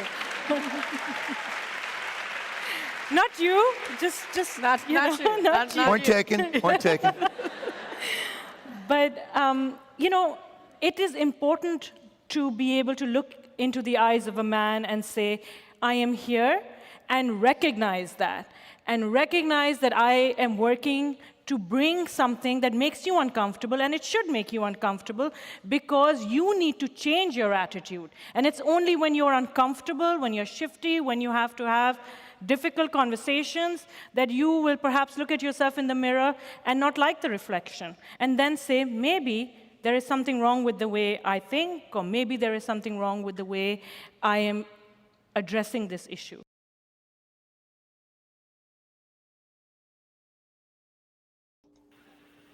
All right, and so jumping back in there, I shared that clip, and it's making the rounds on the internet. I've seen quite a few popular YouTubers, and I made a point to share a much longer version of the clip than I have seen being shared online. And part of the reason I've shared a much longer version of that clip than I've seen shared online is because I did get into a discussion with some internet friends about this topic and about that clip in particular. So that lady, if you don't know her, I can't remember her name, forgive me, but she's going to be directing an upcoming Star Wars film. And so there's a lot of controversy right now. That clip, I did find out through a conversation with one of our friends on the internet. I did find out that clip is about 10 years old, for one. And for two, the small portion that is really being discussed online is the part where she talks about how much she enjoys making men uncomfortable. Now, there is much broader context. She has a very tragic history when it comes to, really terrible tragedies that she's faced, or that she's familiar with and working to highlight in the past. But obviously the context, I think, is being ignored of her full statement. But I do think that I still want to have the discussion on, even with the context in mind, would it be okay, or does it seem in any way unfair that, I try to imagine in any context, whether in context or out of context, any man saying he enjoys making women uncomfortable, and that being, not being something that he has hell to pay for. And so I do want to have a discussion about that. Before we jump in, though, and I get your answers, I have one more clip I want to play because this goes into the same point. So I'll play this one real quick. It's another one that is making the rounds on the internet, and it's very controversial. And I want to have a discussion before we jump in. So let me play this last one.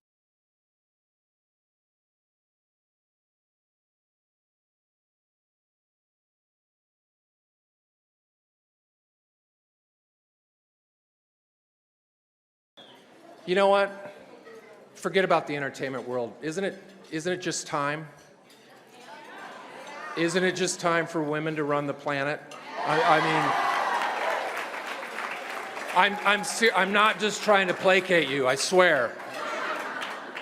But I don't know what else to do, because we, men, we've been running the show since what, 10,000 BC? Something like that. And we're not doing so good. So please, can you guys just take over? Can you? I think it's time. Sorry, I'm getting sidetracked. And so jumping in here, those two clips, the way they're related, and obviously I want to hear your thoughts on them separately, but how they're related is I've seen a lot of conversations about the messaging towards men and these things that are sometimes said about men and how it seems to be okay specifically to only say it about men, but we can't, you know, there are conversations that are happening. I'm trying not to take a side on this. I do have my thoughts, but I want to have a more broad discussion on whether or not modern messaging does seem unfair or biased. What are you guys' thoughts on that? Well, I mean, just to take like the first video, from what I understand, there aren't a lot of women women directors. And I think For certain genres and especially certain IPs, yes.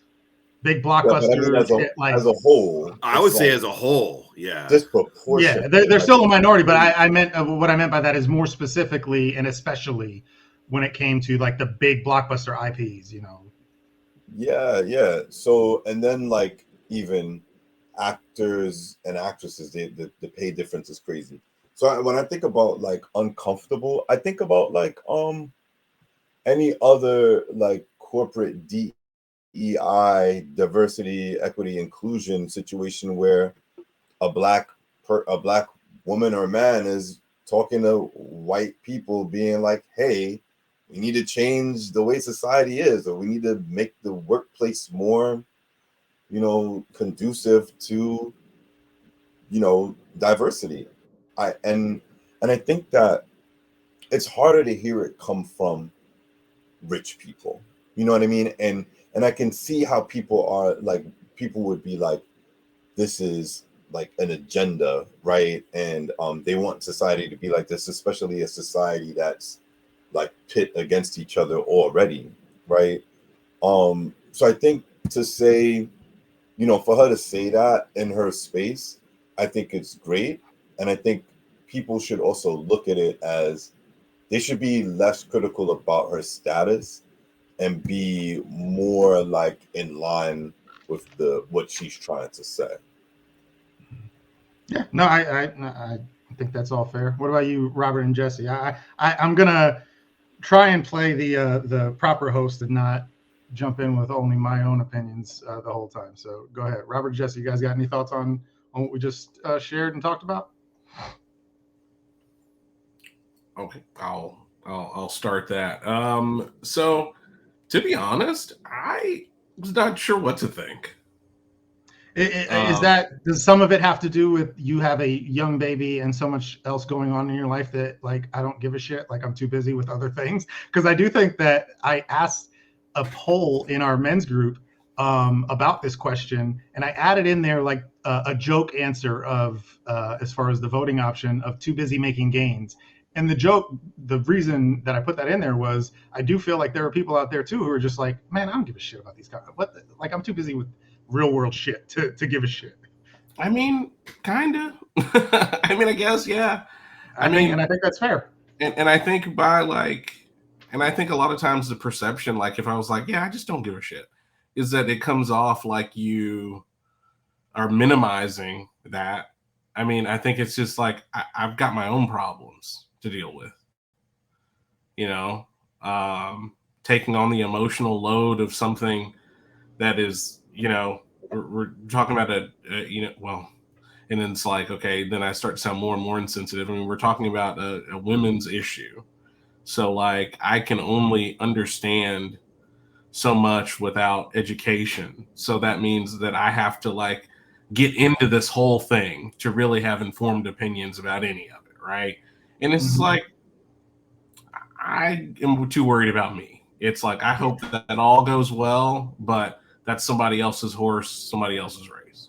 I think I'm so happy you said that, as a matter of fact, because I think what you just hit on is a very important point as well when it comes to the despair and suffering that so many people out there are going through, men and women in general. There's a quote by somebody, I can't recall right now, where basically it's like, get your house in order before you try and change the world kind of thing. Where I do think there are a number of people out there who are in feeling of despair right now because they're concerned with world issues when they're struggling to keep the lights on and food on the table. Like, right. Like right now, 100%. maybe focus on keeping those lights on and keeping food on your table and a roof over your head, and what you have to do that. And maybe right now isn't the time to worry about broad conversations about media messaging towards men and shit, right? I do think it's a privilege, and I think it's necessary that we do have people who address those issues. But I think that some people feel bad that they can't save the world right now because they're too busy trying to, or maybe they need to put more effort into their own lives than trying to change the world in some cases as well. Right. I know for me, that's when I turned off the news in 2016. You mentioned Trump, right? Early, like I realized, like, holy shit, like my marriage is falling apart. My kids are unhappy with me and my mental health right now, and I'm over here getting angry because of some stranger's opinion on politics on the internet. Bruh, And I had it's to like reevaluate, like, okay, where the fuck are my priorities going to be right now? the mayor of where you live has a bigger impact than the White House. Like I tell people, for me, like our city hall is on a Poplar Street, like the tree, and I'm like, y'all need to be worried less about Pennsylvania Avenue and more about Poplar Street, because that is like the stuff that's in front of you, the stuff that's really going to make that direct change on like your everyday life is happening over there. And from a political concern, like that's really all I care about. Like, like a lot I mean, of that people might change when Bryson, I believe, is 18 and he's out of the house and he's in college, and now you got a lot more fucking free time to worry about. There's a reason why the elderly overwhelmingly vote more than the youth. It's because they have reached a point in life where they don't have as much other shit to worry about, and so they can worry more about global politics and national politics than some dude who's just trying to work overtime and keep the lights on. Yeah, I mean, I Justin, just you feel look like you were going to jump in at one point too. Well, I just feel like there are just people out there that have the time and care enough to understand these things, like really understand like the bigger global issues. And like my circle of concern and influence overlap, and it's about 100 feet in each direction of me right now. I think that's admirable too, because I do think that, again, by nature of social media and the internet, we all feel pulled to have a strong opinion on shit that maybe we should just admit, like, no, I'm too ignorant on this topic to have a fucking opinion. Right. And people won't do it. Like I drive an electric car, and because of that, I'm always fighting with people about electric cars. And the thing is the people that have such strong opinions and that I hear the same shit from day in and day out. 9 times out of 10, they're parroting some shit, right? They've never even like seen an electric car up close. Like again, it's because I think that a lot of you feel pulled on the internet to have strong opinions about shit that you don't necessarily know enough about to have a strong opinion. And I'll never forget, like I converted I like a diesel truck, one of these people, into driving. He now drives a Tesla Model 3 because when I first got mine, I was like, dude, get in the car. And like we did this thing, and he was just like, this is amazing, you're right, it was a lie. And I'm like, yes, this is what I've been telling you. 6 months later, here he comes. Check me out, with boots and all. And like literal cowboy boots. The guy is like a cartoon. It's hilarious. But it's just like, luckily that was somebody that I knew. And like the burden of like conversion or like just having like a disagreement wasn't like, it wasn't going to drag my mental health down. But like that goes back to that conversation we were having about like arguing with some stranger in a random Fox News post versus somebody in your local community or somebody in a smaller community. Right. Yeah. It's just like, it just becomes a lot. And, I found myself just being like happier once like I deleted so many people off of my Facebook that were just constantly posting political stuff, even if it wasn't like, militant political beliefs one way or the other, just that was just the topic of conversation. Yeah, I do love that you brought that up, because again, I put that third option, it was a joke option, into the poll that I shared for a reason, which I do think a legitimate and probably more necessary option for a lot of people is, hey, you know what? I don't give a shit about that topic, and I don't know enough about that topic to have a strong opinion one way or the other. So, Justin, you had some points. Jesse, I do want to let you get in. I'm going to let Jesse say what he's got to say, but Justin, make sure you, because I'm really curious what you had to say. Go ahead, Jesse. So I find I have to admit I don't have much opinion about that first clip. I have a lot more opinions about that second clip. Will Ferrell making those statements feels so incredibly fake to me. Pandering, It right? is. Very pandering. It's complete and utter pandering. And for context, he to add context that maybe wasn't in there that I didn't add for the previous video, he was at a women's event, and so he says that he wasn't pandering, but yeah, I mean, it was 100% pandering. Yeah. It's exactly what it was. Given who I'm going to chat with right now, I'm genuinely interested in the feedback I'll get to this comment, but I also feel like as a cis white male, my opinion on a lot of things is diminished in a lot of ways. I'm not rich, so nobody's going to listen to me. I am a white male, so I mean, obviously I'm the dominant force in the world, and I'm got all of the advantages. Mm-hmm. So if I try to say anything on a topic that is, you feel like your opinion is less valuable, right? If I say anything that is outside of what is the popular opinion, I'm entitled, and my opinion is devalued. No, you raise a great point, and I do want to use that to piggyback off of and go back to you, Justin, because you mentioned something earlier that is a very, it's a topic that in our interview, you were my very first interview on my YouTube channel. In our interview, we had a discussion and a slight, very, very polite debate about. And I do think you have a very reasoned perspective on it that I'd love for you to share with Jesse, but I'd like to also say that I am very much in agreement with Jesse in a lot of ways, because I remember when it comes to DEI specifically, and I think I shared this story with you, Justin, during our conversation in our interview, that was one of the things that kind of sent me on a new path in life, was a DEI interaction, because I was a part of this multinational fucking global company, right? I won't say their name, but they were a global company in the education materials space, textbooks and things like that. And I was being, not only was I being invited to and dragged into these DEI initiatives, I was also like then had this burden of leadership placed on me because I was the recruiter. And so obviously, you know, when it comes to DEI initiatives, recruiting, it plays a large role. And so I was not only being dragged into it because of the fact that, oh, hey, you're brown, fucking, you got to join this little group that we have of brown people that are in the company.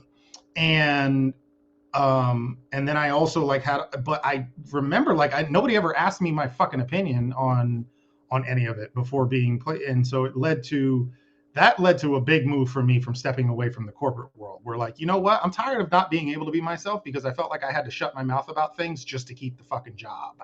And it was just assumed that I agreed with a bunch of shit. And I got tired of pretending to be somebody that I wasn't and keeping my mouth shut just for a paycheck. Like, that was demeaning inside. And so anyway, that led to a whole different discussion. But one of the things that happened in one of those DEI meetings, Justin, was, you know, I remember being in one of those meetings and hearing from these other brown and black people about, you know, our struggles and the things that, and all this shit. And I remember there was a point that hit me because I was looking around the room. That company, I guarantee you, and I knew from some of my interactions with some of these people, these were not people who came from hardship, period. And I remember there were some comments and conversations that were being had in those groups, putting down white people and making negative comments towards, you know, privileged white people and white privilege this and white privilege that. And I remember sitting there thinking at one point, like, I got more in common with somebody like Jesse, and he's not the same skin color, than I do with some of these other black and brown people who were in that group with me, who grew up in the suburbs, who grew up with mommy and daddy who were doctors, who grew up with privilege. Like, I'm from nothing. And I had white people who lived in my neighborhood. And yeah, they were a minority, and it was mostly black and brown people. But I had white people who grew up from, and I have more in common with another white person who came from nothing than I do with you who came from Beverly Hills, but you're brown. And so all of a sudden we've got like, no, we are not the same. And I remember getting very, very mad at that. Relative quality to privilege, though. What's that mean? Well, I do think it's relative, and that's the point, though, is that like we Because make too many, like broad assumptions, like white privilege. Like this dude in the trailer park whose parents were addicted to heroin and was abused and sexually abused as a child. Like, fucking tell him about white privilege. Like, you know, I have the feeling that what you view as privilege is going to differ from what I view as privilege. I think maybe that's where me and Justin came to agreement on. I think it's more economic. Like that's my point. Like, I have more in common with somebody who knows what it's like to struggle economically than I do, you know, somebody who's never struggled economically, but maybe has a racial component to their life. Yeah, go ahead. You're on mute, Justin, by the way.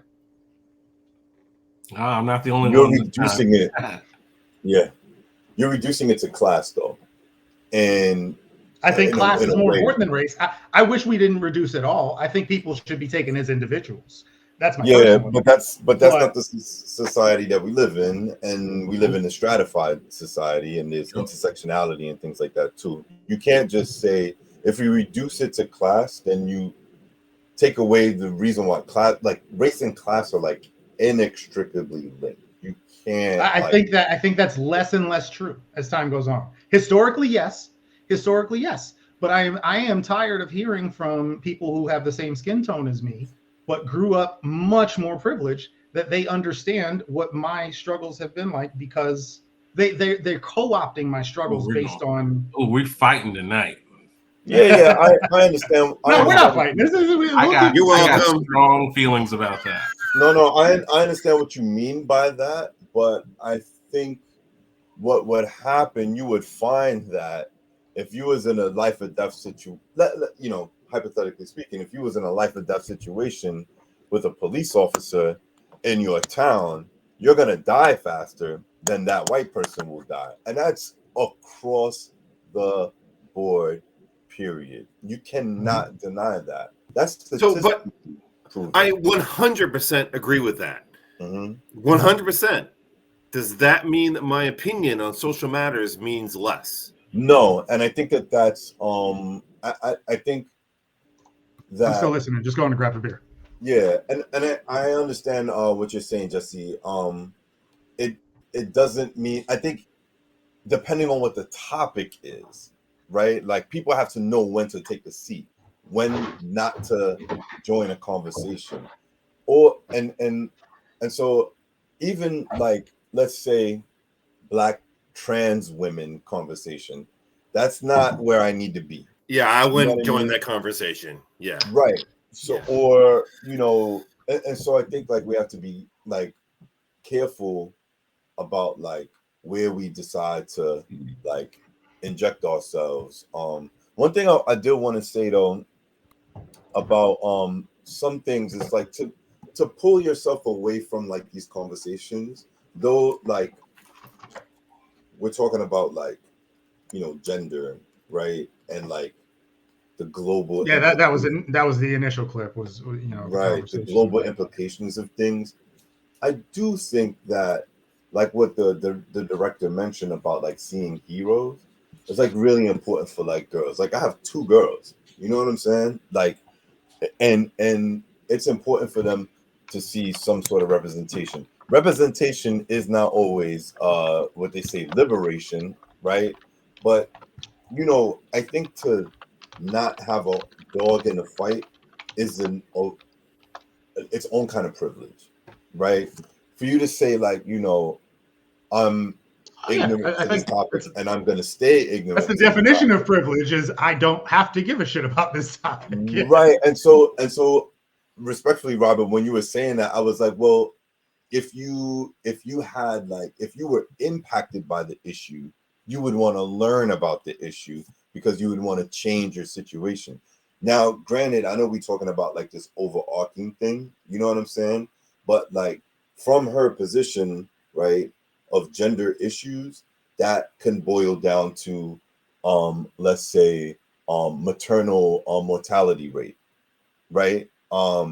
Because women are treated like shit, especially Black women are treated like shit in hospitals, right? So you can get from the macro to the micro if you think about it. And we have Black women in our homes, you know what I mean?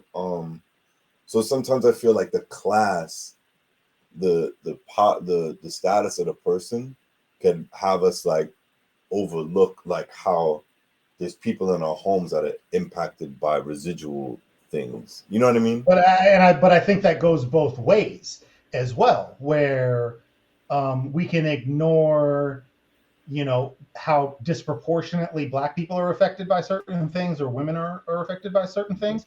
But it can also go the opposite direction, where, okay, well, now we're ignoring the fact that it's not only Black people that are affected by certain things, or not only women that are affected by certain things.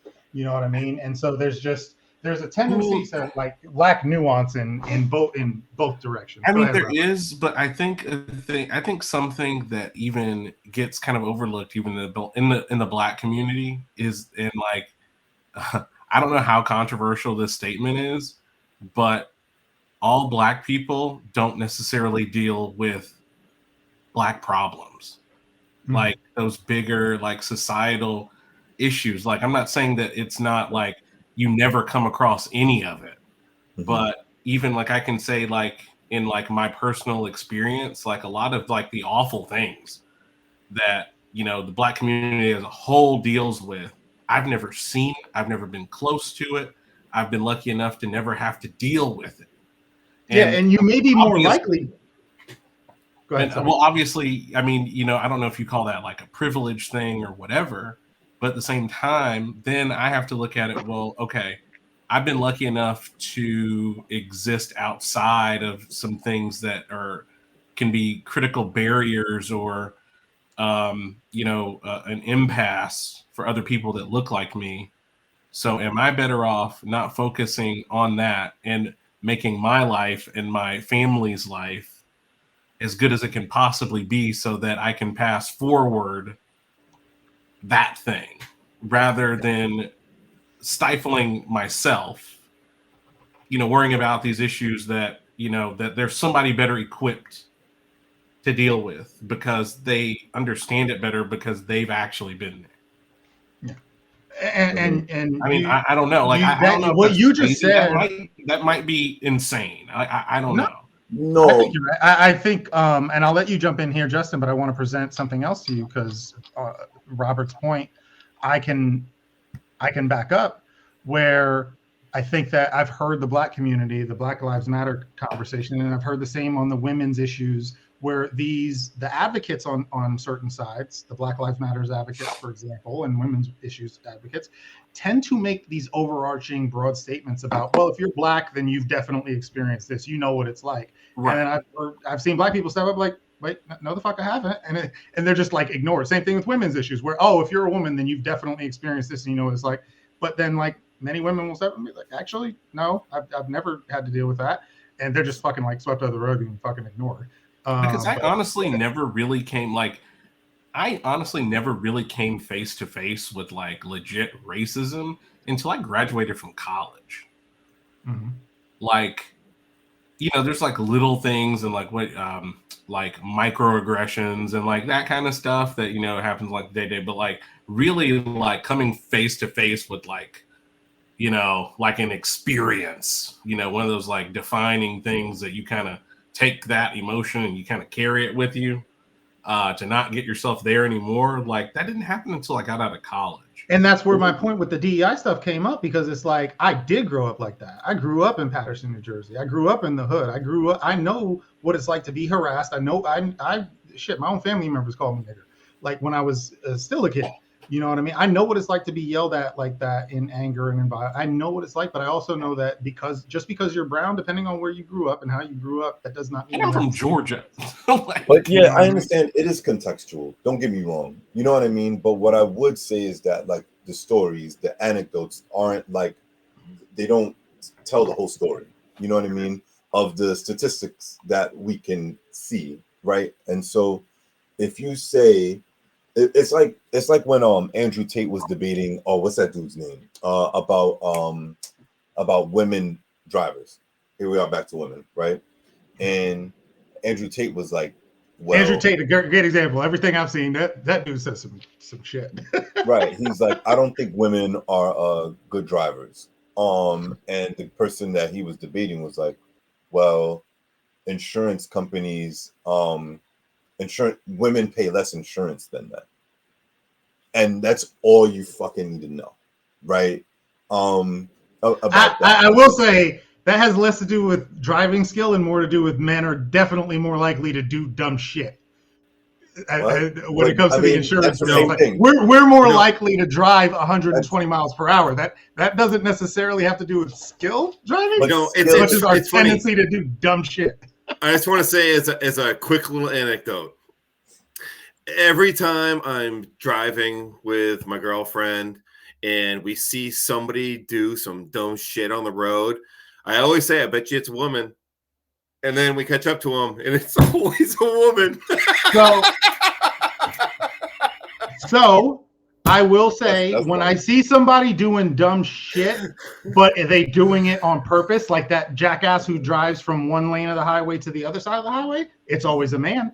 Or the one who's going around the shoulder and driving Men around will do more everybody else. risky things. Men will do the 100% more risky dumb shit things. on purpose. Yeah. That's why we pay more for insurance. Men do dumb shit. I could tell you that anecdotally and statistically because of the dumb shit that I did before I was 25. Shit, I didn't stop doing dumb shit until like last year. Shit, I still do dumb shit. I should actually be honest. I'll let you go ahead, Justin. You had some points. Oh yeah, no. I mean, I genuinely, I don't know if it's. I need to see statistics on that, on like why people, you know, get in accidents and stuff. But like also like thinking about shared struggles, right? Like, you know, the stuff that I go through, the stuff that a woman goes through, the stuff that a white person goes through and a black person goes through, it's kind of like all shared, especially if we're all experiencing like scarcity and stuff like that. So I understand, like, John, when you like where you grew up, you know what I mean? Like it was black and white people, brown people, whatever, working class. White were definitely the exception, but they were there. You know what I mean? Right. And so they, you know, poor working class people. But we have to be. Most of them got stuck there, by the way. The history of Patterson, it was called Silk City. We had a big silk manufacturing, but then when manufacturing kind of dropped off, Silk City. Now they called it silk. No, because we produce silk. We have the Great Falls in Patterson, and so there were these big silk factories. It was, and it was mostly this. I'm talking like back, you know, the 30s, 40s, 50s, and then all the working class white people came there for the great jobs in silk manufacturing. And then when manufacturing dropped and black and brown people started moving in, all the privileged white people who could leave left. And then I'm half black and half white because my white side of the family was one of those white families that are still there, who couldn't afford to flee with the rest of the white people when the black and brown people moved in, right? And so that's where I'm saying, where I had that experience where I understand that they were there, right? And I had a very interesting experience growing up that I've shared on my channel where I was in a black and brown neighborhood, that black and brown struggles in the hood. I know what it's like to face racism and be pulled over by the cops and what the fuck are you doing and stop and frisk and all of that. I know what that's like, but I also know that, you know, I grew up with my white homies who were the same. And Justin, I'm curious, you're a hip hop head. This is very related to a conversation that I saw also recently online about Eminem. There's a gentleman, Dr. Umar. He's a very controversial top figure, apparently. I didn't know much about him until very recently, but he said some shit like Eminem can't even be considered close to, you know, can't even be in the conversation literally because he's white. So hip hop doesn't belong. Yeah. And then a lot of other black people from the hip hop community, I love it, like legends and shit, stood up like, whoa. Like that dude, he's not some dude from the suburbs coming and trying to take hip hop from the people who've been through the struggle. That motherfucker, he's part of it. Like he grew up in it. He's, and so this again, this othering of people, like, oh, but I think it's gotta do that. We don't even gotta be like, well, he was poor. We could also just say, well, then black people shouldn't play basketball because it was started by white people. Exactly. If we're gonna start being like, oh, well, this doesn't belong to you because of but also, Doctor. So these are like divisive. Like this is a grift. This is about money. When he's trying to get, in his case, attention. I heard he's just trying to fucking say some kind of Which it's working. We're talking about it. The internet's talking about it. It works. And in a lot of ways, I see even like DEI we were talking about, and like diversity generally speaking, is also like, I feel like kind of like a money grab. They're letting a lot of those people go. Because they don't add value to a company. I don't know. I've seen statistics that say that I've worked with them. They don't add value to shit. I hated working with that. I will not say his name, but I hated working with that dude because he was making up his job as he went along. His job added no value to the company whatsoever. Like, if I wanted to be biased in my job as a recruiter, I could be biased and you'd never fucking know about it. Right. Yeah. You know what I mean? And they made hella bread, man. Those dudes, those people. Oh God, yeah. He was so overpaid, and because you could be a chief diversity officer, you could be a C-suite person.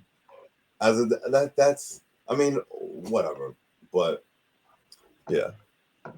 Anyway, I know a little bit on the controversial end, but I figured we could have a conversation about this topic and be respectful towards each other, and I do. I do feel like I respect your position, Justin. I respect yours, Jesse, and I respect yours, Robert.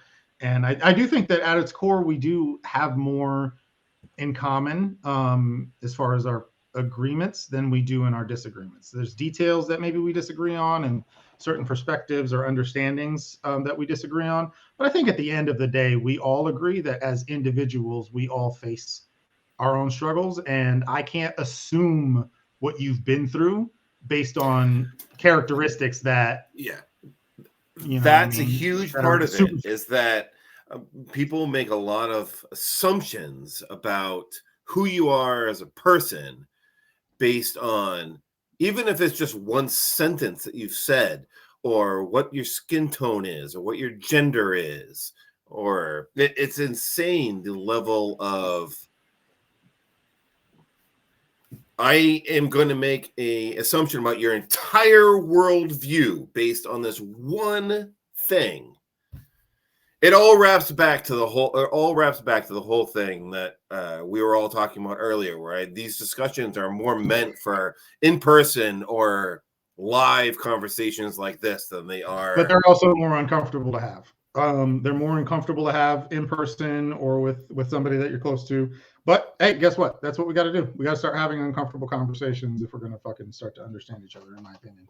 I do want to, before we move on from this topic, because I did have one more that I wanted to touch on. I did want to share the results of a poll. On this whole topic, I did ask the private men's group that we have, which I will share in the comments. Do you feel messaging towards men in the media is overly negative or unfair? I will say it did not get that many votes, but it was overwhelmingly a no from the men in our group. And so by a margin of 83% with 5 votes to 16% with 1 vote. And so it's not a very large sample size. That's my fault for not posting it until like an hour before we started streaming because I came up with the idea. But overwhelmingly, the people who did see it and did vote overwhelmingly said no. And 1% got too busy owning noobs in COD and Call of Duty to give a shit. So 1% to that answer. That's your crew, Robert. Those are the ones who agree with you. too busy with other shit to give a fuck. And so I did have one other topic that I wanted to discuss with y'all. Again, these are just things that I spend my week. I'm very active on YouTube, and then I find myself getting dragged into these conversations. That's where I learned about the Eminem controversy and Dr. Umar and blah, blah, blah, blah, blah. So another one I've seen and the conversations I've seen regarding men has been when it comes to the topic of solitude. And so I asked earlier in the group, do you believe periods of solitude? My own experience with that right now, where I am. Can you repeat that? You cut out a little bit while you were talking. Yeah. So I asked in the group if you believe that more men would benefit from solitude, from if not being alone in general, from at least times and periods of being alone and in solitude. And it's a funny question to talk about because I do think that I have my perspective, but I also think that it's an interesting topic because there's, kind of related. There's this conversation happening about the male loneliness epidemic, how many lonely men there are out there, right? And so what are you guys, I have my thoughts and my personal experience I'm having with my own solitude recently. What are you guys' thoughts on that? Is that something that you believe would benefit most men? I just want to go last. All right, well then let's go ahead and get started with you, Jesse. You're already off mute. Well, I was just going to say, I can't speak for other guys, so I'm only going to solely speak for myself. I have absolutely no issue being alone. None. I can spend weeks at a time on my own and I'm fine. In fact, related to my Facebook hiatus, I try to make friends and all they do is cause drama. So it's like Facebook it's just friends or work. They're work. So you talk about that. I do also, because you're hitting on something where I think my point is eventually going to be more focused on a nuanced answer. So I'm curious in your case, Jesse, because I know you personally, what's your definition of solitude? Because you are a father and you have your children at home full time in one case, don't you? Yes, for the most part. I do have and my so it's family. very different Yes. to call your version of solitude the same as somebody else's version of solitude, right? And so I just want to give you a chance to kind of highlight on that. That is true, though. I mean, I have my kids 5 out of 7 days of the week. So, and then the other 2 days are generally spent with my girlfriend. So yeah, solitude is not complete solitude in your case. Right. That is true. And I'm not saying that to say like, hey, you're not right or you're wrong. I'm saying that question, even that I asked, I admit and acknowledge that it's a generalization and oversimplification of the topic. And I do want to get to the nuance. So go ahead, Justin. But I will also just add. Sorry, I assumed you were done. Bad host. Bad. All right. Go ahead. Well, I just want to add, and then you can absolutely move on. That yes, that is absolutely true. But I have spent weeks at a time, literally on my own, like without kids, without anybody. So and it's not a problem for me personally. Now that doesn't mean that I didn't eventually interact with people again. Now, if that had been a permanent situation, yeah, there may have been a problem then. But I am deeply, deeply introverted. So social interaction just isn't necessarily a requirement for me personally. Fair enough. Go ahead, Justin. Yeah, I mean, I used to think, and I still kind of think that I'm okay being alone, but I do think it has impacts on me. I think there's a way in which like sometimes men could are conditioned to think that being alone is okay when it's actually like, or it's at least an ideal for us, right? Like you should like an ideal. Yeah, exactly. But like humans, we have language. We're built for language, and language isn't made for yourself. Language is meant for another, right? Yeah. And I think that's science too. Like scientifically, you can't. This isn't like a debatable thing. Biologically and evolutionarily, we are social creatures, and we can only benefit from isolation and solitude now because you've gotten to the point where you don't need other people necessarily to survive and to live. But when we're talking about back, early humans, if you look at early human evolution, if you were alone, you died. You were going to die. You were going to be killed. For sure. And like, so I think about that. I also think like this is slightly political. Like being alone is like that's like how you keep from sharing experiences with people, and like knowing what other people need and seeing if those things connect, like what we're doing here today, right?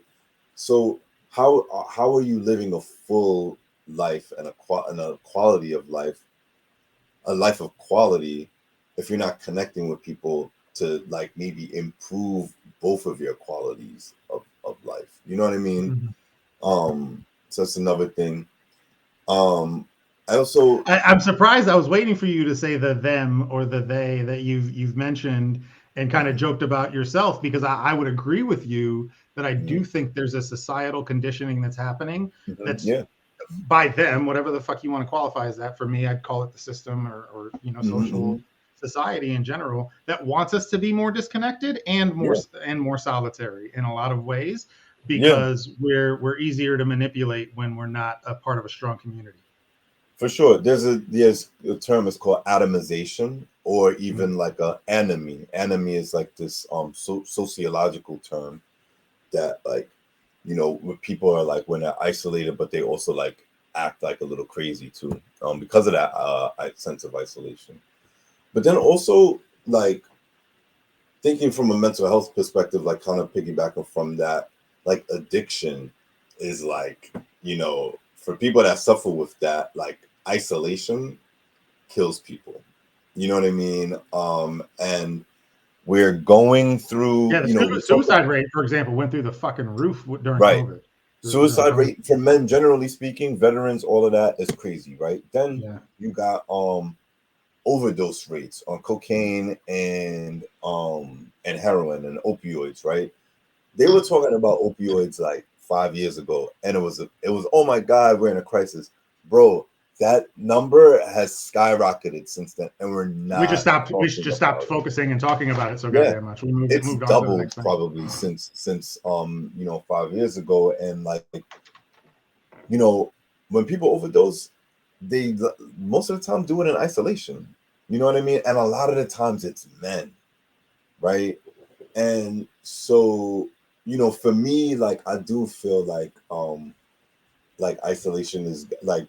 I'll be like, I want to be by myself. But then like, I'm thinking about why am I doing that? Right? Why am I locking myself away from the world? So there's a healthy sense of isolation, and then there's like a detrimental sense of isolation. I think I'd agree with that. I do want to let you go ahead and jump in, Robert. I don't know if your initial point that you wanted to say for the end, I don't know if it's changed after hearing some of the opinions. No. I was saying at the end there, Justin, that's a really great point. That makes a lot of sense. So I'm Robert, and I'm an only child. Is anyone else here an only child by chance? All right. Okay. Yeah. Really? That surprises me. I'm actually surprised too. I did know that, Jesse. I know your brother. What the fuck am I talking about? But for some reason, I do tend to get along better with only children. So I think sometimes I forget that you're not.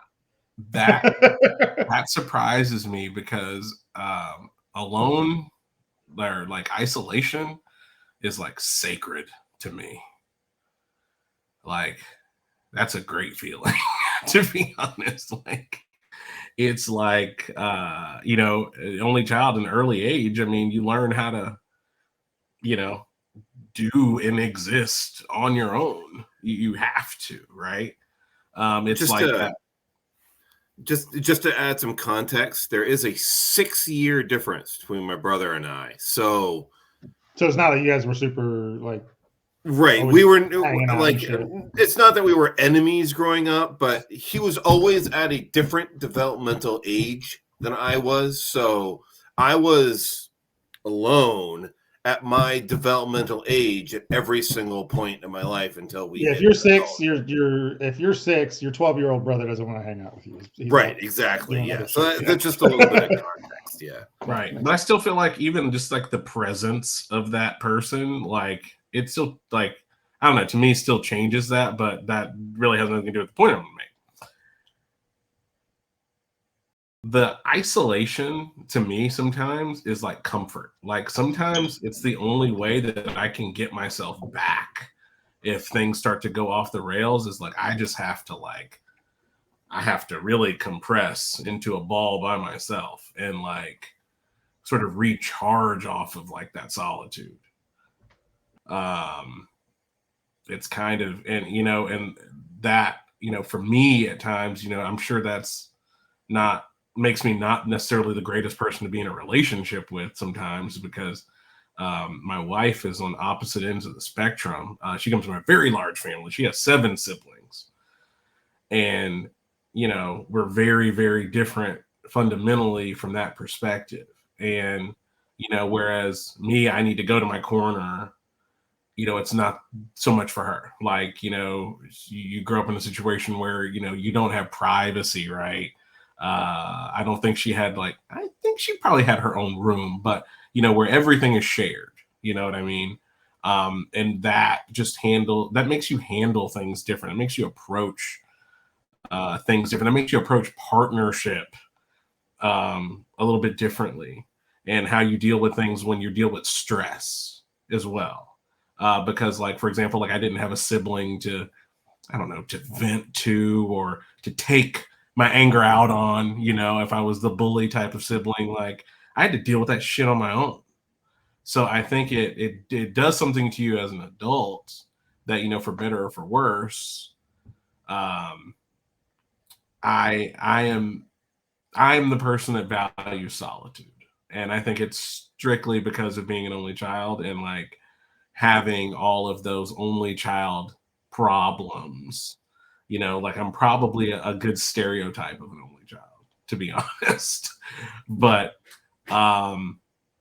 yeah, my social battery, ironically enough, and it seems such a contradiction to a lot of the way I lead my life, quite frankly, because I do public speaking for a living, and I'm always in crowds. All things that I do is always collaborative environments. But I've always approached those things like an act, like it's a character. And that's how I separate it from a mental perspective. I'm on and I'm off. And when I'm on, I get physically exhausted by being on. And it is exhausting, especially when and Jesse, as an introvert, I know can probably relate to that. Yeah, I have to tell you, I relate to this weekend. I am going to a birthday party for my 30-year-old stepson. We're gonna go do a bunch of things that I love doing, we're gonna go to breweries and things like that. But the big catch to it is it's going to be with a bunch of people that I don't know. And that's going to be insanely taxing to my mental health, if I'm being completely honest. Yeah. Because I'm not great socially to begin with, if I'm being completely honest. The whole social skills thing, I don't have a mastery on. But then you put me in a circle with the people that I don't know. The funniest way to put that. I'm sorry. But then you put me in a circle with a bunch of complete strangers, and I tend to just go silent because I don't know how to start those conversations. It drains my battery fast. I think then I want to go home. I think where part of the problem comes in is that you feel that there's a pressure on you to meet, and so you're judging yourself because of a pressure that you feel innately in yourself to start conversations or to be a social version of yourself. And I don't mean this in a negative way. I hope you don't take it this way, but I felt that as well. I talked about it in when I went to the holiday party, our holiday party discussion, where I was also drained, but it's because I was in a situation where I had to pretend to be somebody that I wasn't being my 100% authentic self. And that's why around friends, close friends, that same principle doesn't apply. I don't get that same exhaustion from close friends and my interactions with them because I'm not using up a battery of putting, pretending to be something that I'm not. All weekend, my shield's going to be up. My guard is going to be and up. that takes energy. But when you're around people who you don't have to do that with, that same principle may not apply. My favorite friends, okay, like my like OGs, we don't agree on a lot of things. Like, actually, if we get into a room, you would swear that we actually hate each other. But these are the people that, like my two best friends, one of the favorite things that we used to do all the time is we would go over to each other's houses, order food, and like fall asleep watching stupid TV shows on the couch, barely talking to each other. Like, just like the TV is playing, we're in the same room, probably getting stoned and eating some food, and then that's just the end of it. And it's like the burden of like social interaction, like even between my friends, it's like those people that I'm closest to. It's just like we're kind of on the same page. It's like, look, neither of us is going to expend a lot of social energy here, but this is going to work for us. And my wife gets and that's when you know somebody's your best friend. I mean, my best friend, like, you would think he hates me because he literally, like, we see each other, he's like, shut the fuck up. Right. Yeah, but and so I wanted to point that out, and I didn't want it to come off as a negative, Jesse, as far as what you said. But I do think that where that social exhaustion comes from is, again, because we're all like pretending to not be ourselves in a lot of situations. And I do think if you could reach a place that I've tried to reach, and it's hard, where you can be your 100% authentic self all the time, that doesn't happen as often. But it's hard because, that social. But are you even your 100% authentic self even around your closest friends? Around my brother, like, yeah. Or are you like 95%? You're right. Like, there is still, even with your closest friends, there's some like, all right, we're sitting here playing video games. Maybe I shouldn't, bring up that, I'm feeling this certain feeling or whatever. Yeah, there's still a level there, but it is less exhausting. I mean, but a barrier is still a barrier. Like, and I feel like when you've got that, like, that still takes energy to maintain. Yeah. Because your thoughts and, your brain, that direct connection between your brain and your mouth isn't established. There's still the filter. There's limits to what's going to go on here, or what we're going to talk about, or what we're going to do. Like, there's parameters, right? But then, like, when we talk about, like, my wife, for example, then that's when we start unlocking the rest of it, to where you're really letting go of that last little different bit side of it. I would say that there's different things that are then being, more heavily, like, with my significant other, I'm not going to talk about that thought that just popped into my head about how dope that girl who just walked by, how I liked how her ass jiggled or whatever, you know what I mean? Like, and so there's different things, but I get what you're saying. There it is. And I think that's to the point, though, of when it comes to solitude. Robert, I think you bring up an interesting point with that, which is the only time that you can be 100% yourself without having, to at least tamper down on some things is probably by yourself. And that's why where maybe some level of solitude comes in, because there's only one person in the world who's going to ever be able to appreciate the 100% raw, real version of you all the time. And that's yourself. You know what I mean? That's only going to come from you. Justin, before I finished up on this topic, I do want to give you a chance. I know you gotta get going, bud. But any last thoughts or anything else you want to share before you take off? No, I'm good, man. These conversations are really good. I feel like I don't get to like have friendly debates with people in virtually or in person, other than like typing. or like at work, or like my significant other telling me to shut up. You know what I mean? Yeah, I get that. Trying to make dinner, and I want to hear your fucking conversations about. Yeah, social you know. right now. So this is a good place for me to vent. I'm really appreciative of it, and I'm looking forward to the next one. Happy to see you guys as well. Yeah, absolutely. I think we're on again next Friday, so would love to have you again. And yeah, that's the point of these conversations, man. I don't think they're happening enough, and I love having you a part of it. I love your perspective on things, and I think this is healthy for everybody to have these kind of conversations, even if sometimes it's a debate. As a matter of fact, especially when it's a debate. I don't want this to be another fucking echo chamber where we all sit here agreeing with each other about everything the whole goddamn time. That's right. We need those clicks. Yeah. Yeah, we're not that extreme, but anyway, I did want to let you jump in. So thanks, buddy, and hopefully we'll see you next week on the next one. All right, but for you, Jesse and Robert, until you message me that you got to go, I did want to finish up this conversation, and I did want everybody else to talk about this too, because again, this is a topic that not only came up in general, my general experience, but because I'm experiencing something right now that made me consider this personally.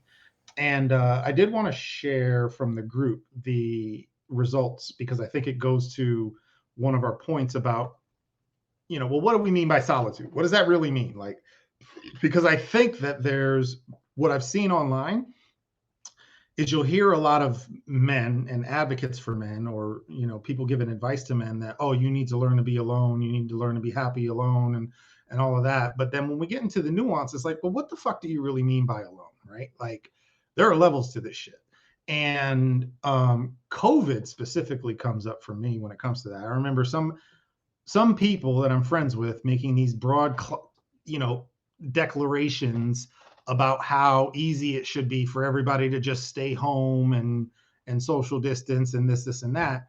And I remember calling out one or two people like, hey, look, I know you personally, fool. Like, you're at home in your 3-bedroom, 2-story house with a backyard and a pool and a grill and your wife and your 3 kids. Don't fucking sit here and lecture me about how okay I should be with all this isolation when I'm in a 1-bedroom, 900 square foot apartment by myself with a dog. Like, we're not experiencing in this in the same way. And so that's where I think, some of that nuance is important. But anyway, I did post a poll in the group. Do you believe more men would benefit from periods of solitude? And this one overwhelmingly, well, not overwhelmingly, this is pretty closely split, but yes, we did have 60% who did say yes, that men would benefit from periods of solitude. And we had 2 votes for no. And I do think, again, if we got into the nuance, which we did have some comments, I think we would start to understand each other on how we're interpreting that question. So just to read a few of the questions, Tyler in our men's group did say some men would benefit from more solitude. Some men probably have more solitude than they know what to do with. And I think that's such a great point. He makes another amazing point, which is the more important question, in my opinion, from Tyler, is what they're going to do with that solitude. You can spend a weekend alone doing inner work, figuring out your feelings, or just recharging from the grind and getting back in touch with your interests and hobbies. Or you could spend that weekend alone hiding from yourself and others, drinking to the point of numbness, or seeking out endless distractions to avoid what's really going on inside. I like this last line from him. Solitude is like water. Are you going to float in it or are you going to drown in it? Right? And like, water is not inherently bad or good. You can drown in it or you can use it to sustain life. Right? And so great points by Tyler. Joe did mention, he says yes. And again, knowing Joe, and he's been on this show, I know why he's saying yes. Sometimes being alone with your thoughts is great. Both men and women need to know how to be alone, to be able to think and reflect without outside noise. Of course, there's a time and place for such things, and depending on the situation, being alone wouldn't be such a good thing. So again, he's highlighting the nuance there. But in his particular situation where he's always surrounded by people, maybe there's more of a drive towards, yes, solitude would be a better thing. But if you're a person who's currently completely alone, you don't have friends, you don't have family, you don't have kids and all of that, maybe your answer would differ. And then another one, Christopher said, yes and no, men who feel isolated could end up in a deeper funk if they go into solitude. but men who feel overly crowded could benefit from it. Absolutely. So again, and then lastly, Justin said, solitude can put you in a position. He was one of the ones who answered yes. Solitude can put you in a position to become your best self. It gives you the time to analyze the past, present, and future without distractions. So just based on the comments, all of those people voted differently. I don't think any of them are wrong. I think, again, it's just a nuance and it's a situational thing when it comes to the questions. I do got to go grab something real quick. I'll give you guys a chance to kind of respond to those before I jump in. Any thoughts on those? Well, I would just say that it is exceptionally situational. A person who has plenty of solitude is not going to say you need more solitude, most likely. Whereas somebody who has no solitude is probably going to say, yeah, I could use a minute. Yeah. Right. Yeah.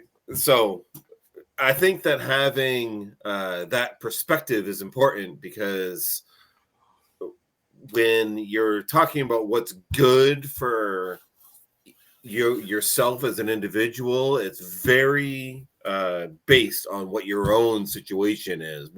So for me, like my daughter or my girlfriend are typically often here, but when my daughter is here, she spends an inordinate amount of time in her room, and I'm alone in the living room, basically. Is that solitude time because I'm alone in the living room, but there is somebody else in the home? So there's also, I guess you could have a debate about what the definition of solitude is. Yeah. I mean, I think there's a big difference, especially when you're talking about being at home, between being by yourself and being alone. You know what I mean? Like, it's kind of like, I don't really realize like the difference that can make until, like, let's say we're going on a trip or something and our dog is gone at the boarding place, and like there's just that lack of that little bit of movement that's just always going on in my house that makes things weird or makes things different, right? So it's like just the presence of another entity in your house. It's like you can feel it. So I mean, to me, I would say that you couldn't necessarily, I mean, like solitude and somebody else being present, like, I don't know. I mean, at the end of the day, your daughter, your girlfriend is there. So the negative things that can come along with like loneliness and like the stuff like that. I mean, you got people, they're still kept at bay. Right. Yeah. They're still there, and you can access. And that's where, again, I think, I do think that, again, there's an understanding of what we mean by when we say solitude, because I'm in your same situation, Jesse, with my daughter, where when she comes over, 90%, even though I only get her every other weekend, 90% of the time that she's here, she's in her room doing some shit. And unless we're in an activity that I've planned, where she's probably doing her thing in her room and I'm doing my thing throughout the house. But I will tell you this as well, that does make a difference. And that being alone, it does make a difference when she's here, even if she's in that room and we're not doing something together. The fact that she's under the same roof as me and she's there and I can feel her presence here in the house, and I know that she's over there when I say, hey, Aria, or What are you doing? What are you up to? Right? Like, yeah, we may not be interacting, we may not be doing things together, but I feel much less alone with her even in her room doing her own thing than I do when she's not here and I'm literally alone. And I can yell right now across the house and say whatever I want. And I say, hey, what are you doing over there? And nobody's going to answer back. So that's why I typically say that Thursdays are the best day for me, because my daughter's not here, my girlfriend's not here. So Thursdays are the night where I am literally alone. Yeah. And I do. So it affords me the opportunity to do whatever the fuck I want. Yeah. And so in your case, you probably crave more solitude, right? Because you are. I think when I'm talking about solitude, I'm talking about it on a much more, on a level of like nobody else in the house. I don't have local friends. I don't have anybody who's going to show up and knock at my door like, hey, let's hang out or anything. When I say solitude, and I'm talking about my personal experience, I'm talking about a level of solitude that I think is more rare because I do live away from, where I grew up. I don't have family around. I don't have close friends around. My closest friends, we interact on the internet. You know what I mean? And so with that in mind, when I'm talking about solitude, I'm talking about a level of solitude that I think a lot of people don't realize that they're privileged to not have to experience sometimes. I can end up feeling very, very alone because I'm in Texas, 1,500 miles away from anybody related to me. And the only people that I know locally really, besides my children, are, coworkers. And so with that in mind, I'm not sitting here to complain. The reason why I brought up this question or this topic is because I'm going through it now myself, but I also think that it's something that maybe I need. So I was in a relationship very recently. Great relationship. I still love her, and we're still friends, and you guys might be aware of who she is because you're friends with me on social media and stuff, but decided to kind of step away because I wasn't giving her the investment into that relationship that she deserved. And she needed more from me than I was able or felt like I was willing to even give. And it's the reason why we came to that conclusion in a lot of ways is because I reached a realization that I have never been alone. I've never been alone. I went from living with my grandparents as a child after my parents died. And so, yeah, that was another point that I'll bring up. My parents dying as a child, I had abandonment issues to where I felt so alone even when people were around me that it led to these very strong abandonment issues. And so losing my parents as a child, I ended up living with my grandparents, and I was so overly attached in a toxic way to my grandmother growing up because I didn't want to lose people again. Like, when you're a kid and you're so attached to your parents, like imagine what it's like to watch them die and you're a kid and like you feel so alone in the world and abandoned. And so ended up attaching to my grandmother, and then when I was in my middle teens I met my ex-wife, and we met when I was 14. We had my son when I was 16, and we were married by the time I was 17. We were married when I was 17. I had to get permission in Jersey from my uncle, who was my guardian. And so I went from living with my grandparents to being married and a father. And that was my life until I was 34. And that was the divorce, a couple of years ago. And so when I was, what was I, 34, 33. And so I ended up divorced. And then, Jesse, you'll remember this phase of my life. I dove into, in a toxic way, dating heavily, very heavily.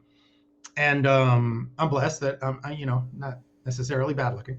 And so, finding a date was not very hard. What's that? Dating just sounds terrible. It was terrible. I almost wish it wasn't so easy to find a date, because then I would have been forced into what I feel like I really needed was and so again, when I talk about can men, you're lucky you're just in a populated area. Yeah, and in a populated area, and well, no, it's not just that. I'm also very handsome and charming. Look, let me have some wins, all right? I've been through a lot. Let me have a few fucking wins. Anyway, my point being, I'm joking, but I'm serious, to where I do feel like some men who have a harder time dating, honestly, they get forced into something that I've needed for a long fucking time, which is some solitude. Because when we talk about personal experience and nuance, I do feel like I missed out on something that most men in general, the average man, gets, which is, that period in your late teens to early 20s coming into adulthood, after adolescence and into adulthood, where you're your own priority in the world, right? I've seen it in young men, and most young men in general get that, where they have this period and they're 18 to 25 or 30, where their only real responsibility in the world is them. Like, they do what they want when they want to do it. They play what games they want to. They go after what they want to. They want to experiment with something, they do it. I didn't have that. I was a father at 16 and I came from nothing. And I've been living a life of what I have to do ever since, right? And so then when I started dating, that toxic period in my life where I started dating heavily, and it was, something that I needed to learn, I was desperately just trying to replace. I didn't want to be alone. I was so not used to it. I didn't know what solitude felt like. Like even now, I still struggle with it. And it's been a benefit too, because I've gotten to focus on things that I actually care about. And so now I come home and I'm alone. And instead of searching desperately for a date or getting back on the dating apps and trying to fill that void, I've started creating. I edit a video. I do this, I do that, things that I actually care about. And I think that I finally realized that I need this time to be my own fucking priority, because I've never had it. And I think for young men, me and you, Jesse, we have this in common. Men especially who not only became fathers young, but tried to do the right thing and be a good father young. Even in my case, if you didn't succeed in some ways. We do have it in common, but I do have a slight advantage in that. I mean, You have I was some support. Yeah. Well, and beyond that, I was a parent at 21. So I still had a couple I'm years. I'm rare among rare. Yeah. Like I graduated from high school and had a couple of years in college to like go to frat parties, do cake stands, do all. But even that you kind at of 21, stuff. I'd say you're still, especially in the modern world, you're still an exception. Like, Yeah, yes, I am still think that is 0.1%, but you're still young among to the be 1%. having kids. Yes. Yeah. And especially so you 3 miss out kids. on that. So when I was 21, all of a sudden I was a parent of 3 kids. So, but does that make me an outlier in the opposite direction because I didn't have my first kid until I was 37?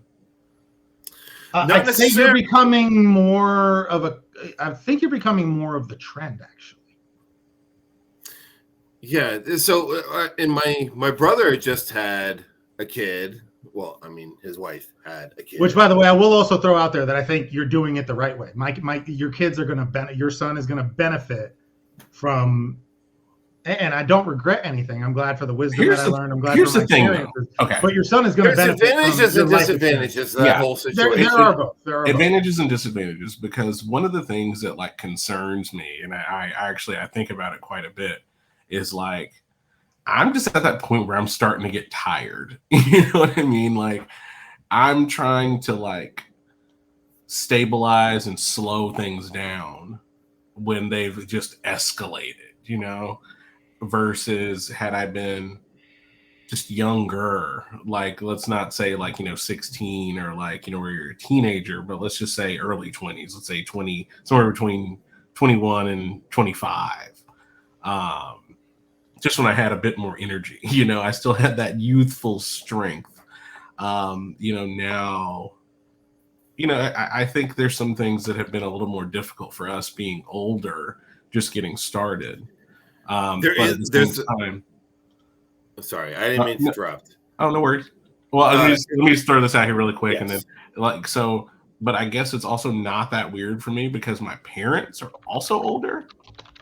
So my mom would have been about 35 when she had me. So, that's who my parents were. My parents were those, so it's like, it was just kind of always as a kid, my parents are older than everybody else's parents. And, what did that mean for me? How were things different for me? I don't really know. I think I would say that probably some of my youthful things that I would do were deferred onto other people that had more energy and time to deal with some of that stuff. But at the same time, me being an only child, it didn't really matter to me that much. Like that independent part of me that doesn't really need that deep connection from, everywhere at the same time. And, not necessarily needing that even from my parents at times. So, I wonder how that's going to ultimately affect my son. Like I've thought about that a lot. Like I do want to let Jesse, I'm going to let you answer. Yeah, I do want to throw out there, Robert, that when I said that your son is going to benefit from it, I do want to point out too, though, that there is no version of parenting or age that you're going to become a parent where it's not going to be hard, and there are not going to be hard things. I'm talking about so even as everything you described, you're still going to have your issues and all of that. I'm just saying that you're going to have. I think that Bryson is going to be better off because of when you had him versus if you had him at my. But yes or no? But let's think about it this way, right? If when I was 25, my life was completely different.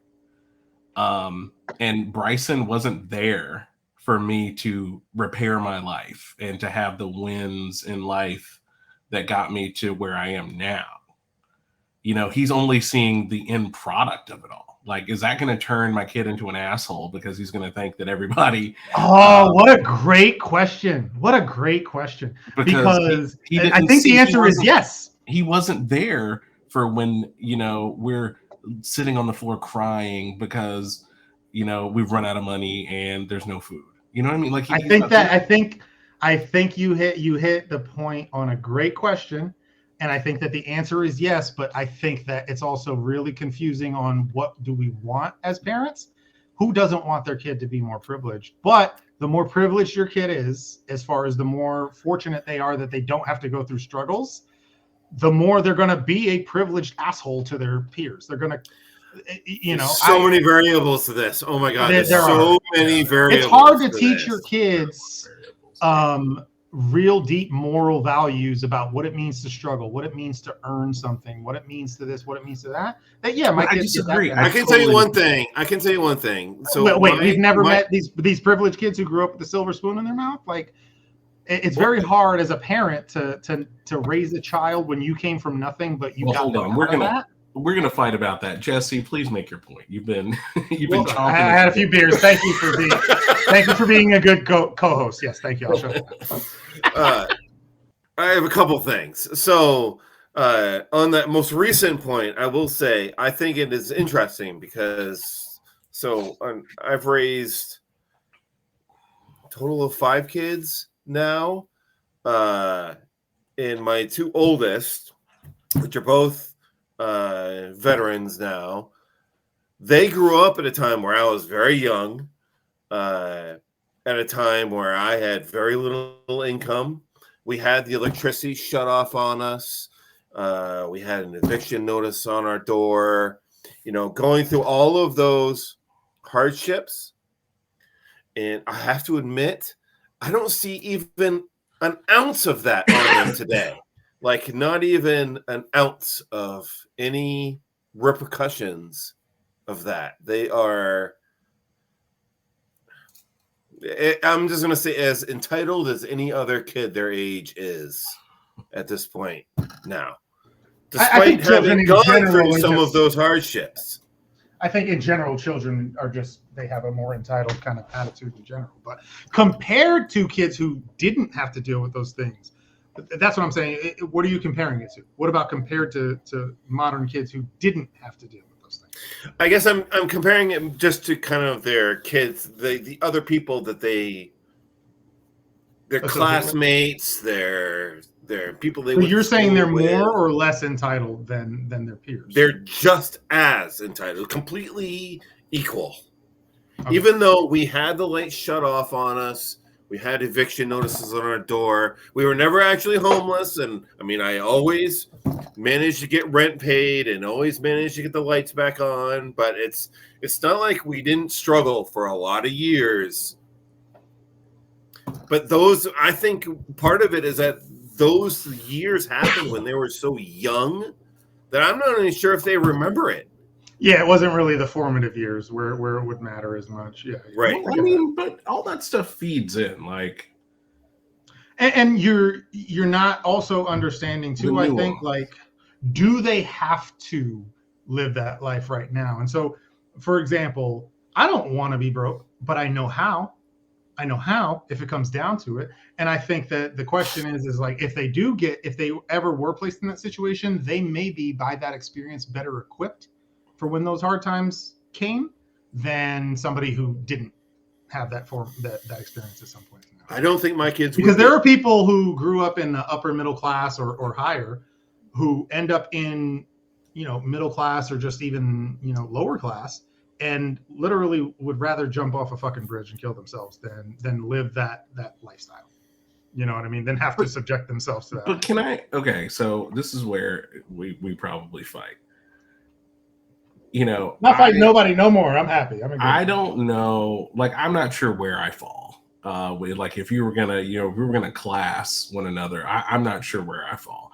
It's what and I don't mean to turn it into the struggle Olympics either. Like, no, it's fine. But like, I mean, if I were to guess, I would probably, it's certainly somewhere in the middle class towards upper. If I were to just like throw it, like it is what it is.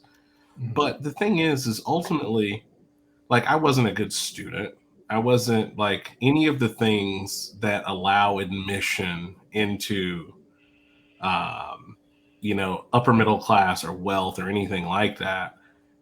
My standards were just at a certain level to where there were just things that I wasn't going to do or I wasn't going to accept for my life, from like a career standpoint, from a job standpoint, things that I'm going to do, people I'm going to be seen with, things that I'm going to participate in.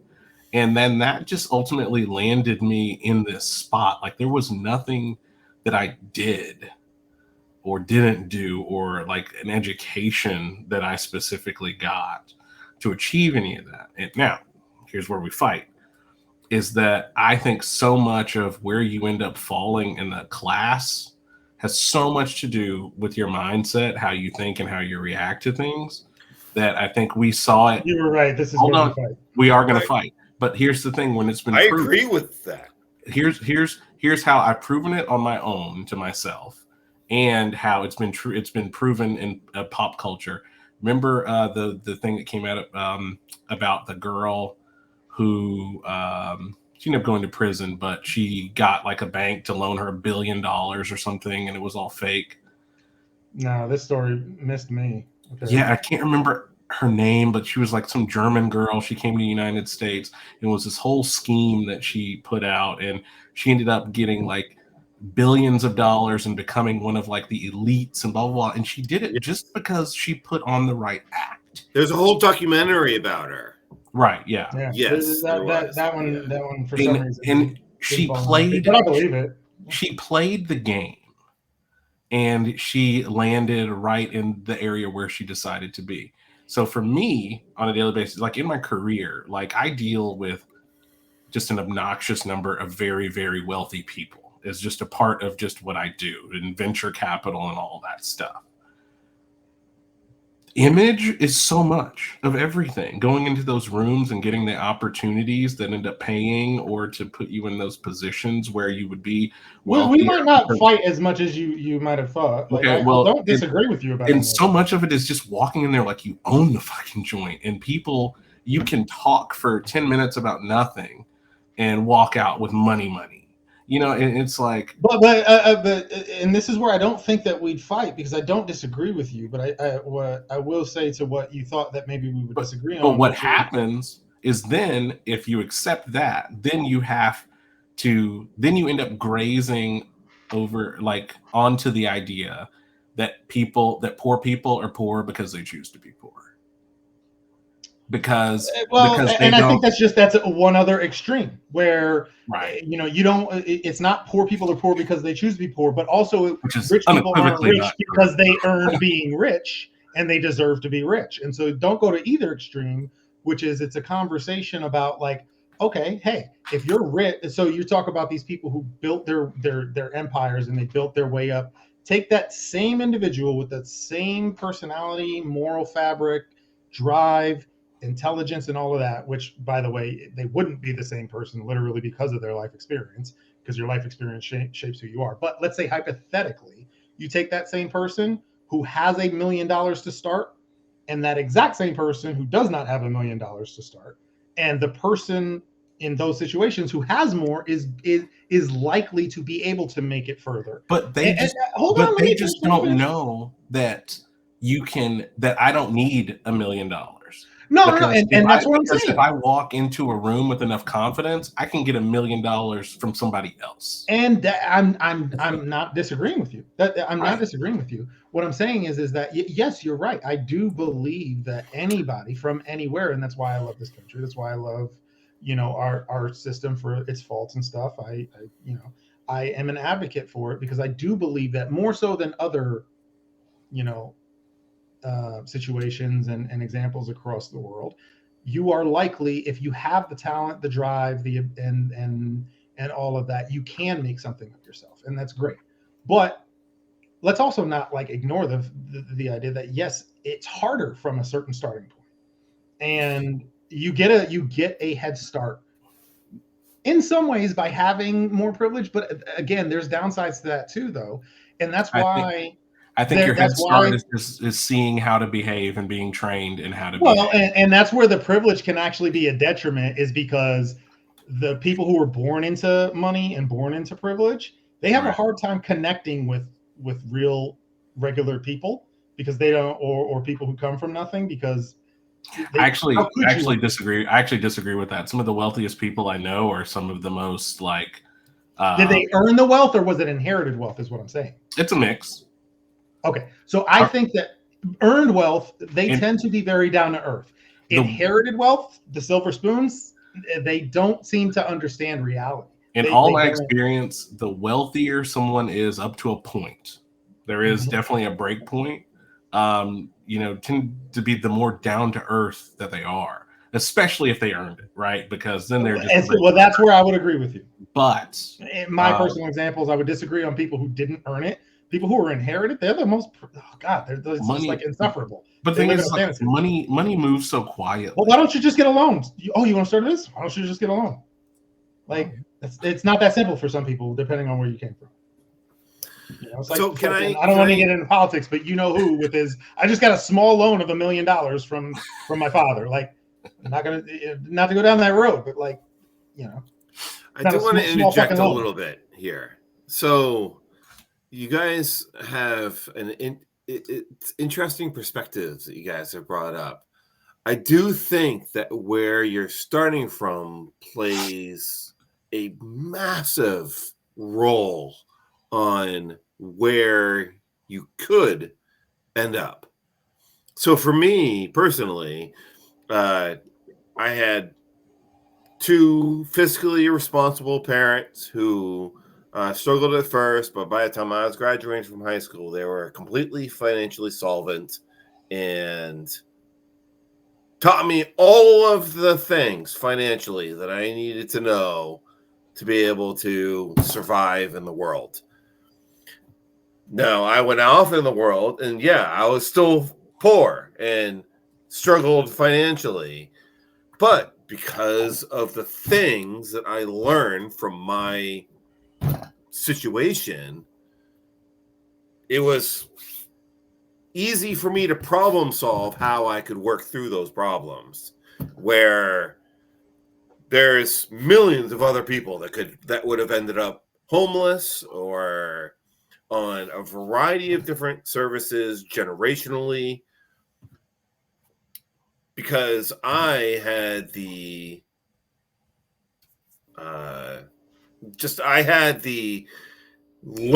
I've learned those skills from my parents who went through it, passed those skills on to me. I'm hopefully passing those skills on to my kids. You can struggle, but your starting point is higher than where other people's starting point. And if you took the same person, now that doesn't mean the person who starts behind can't go past the person who's ahead of them. I'm not saying that at all. But they might have to be more talented or smarter or something. That's where I'm saying this. I want it to start from this hypothetical where they are exactly the same. Let's say we're starting a video game, right? And I know, Robert, you're not a video game guy. But let's say we're starting a new character on a video game, and you're starting with the base character, and you've got your attribute points. Okay, yes, you do like the driving games. No, I can't remember what it was that we had a little bit of a fun debate about. Maybe it was comic book movies at one point. But anyway, my point being, let's say we're playing a video game, right? And you're starting with a base level character, right? And you get a set number of attribute points.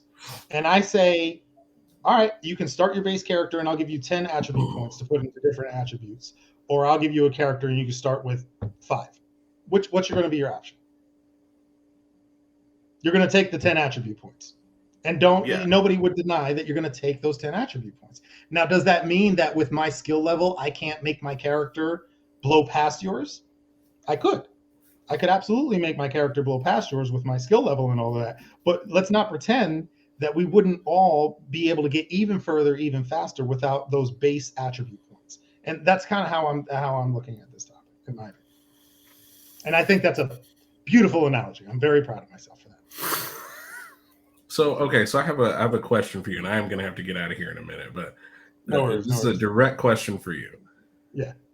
Is your financial situation is in your earning power currently, in your opinion, is it where it should be at this point for you?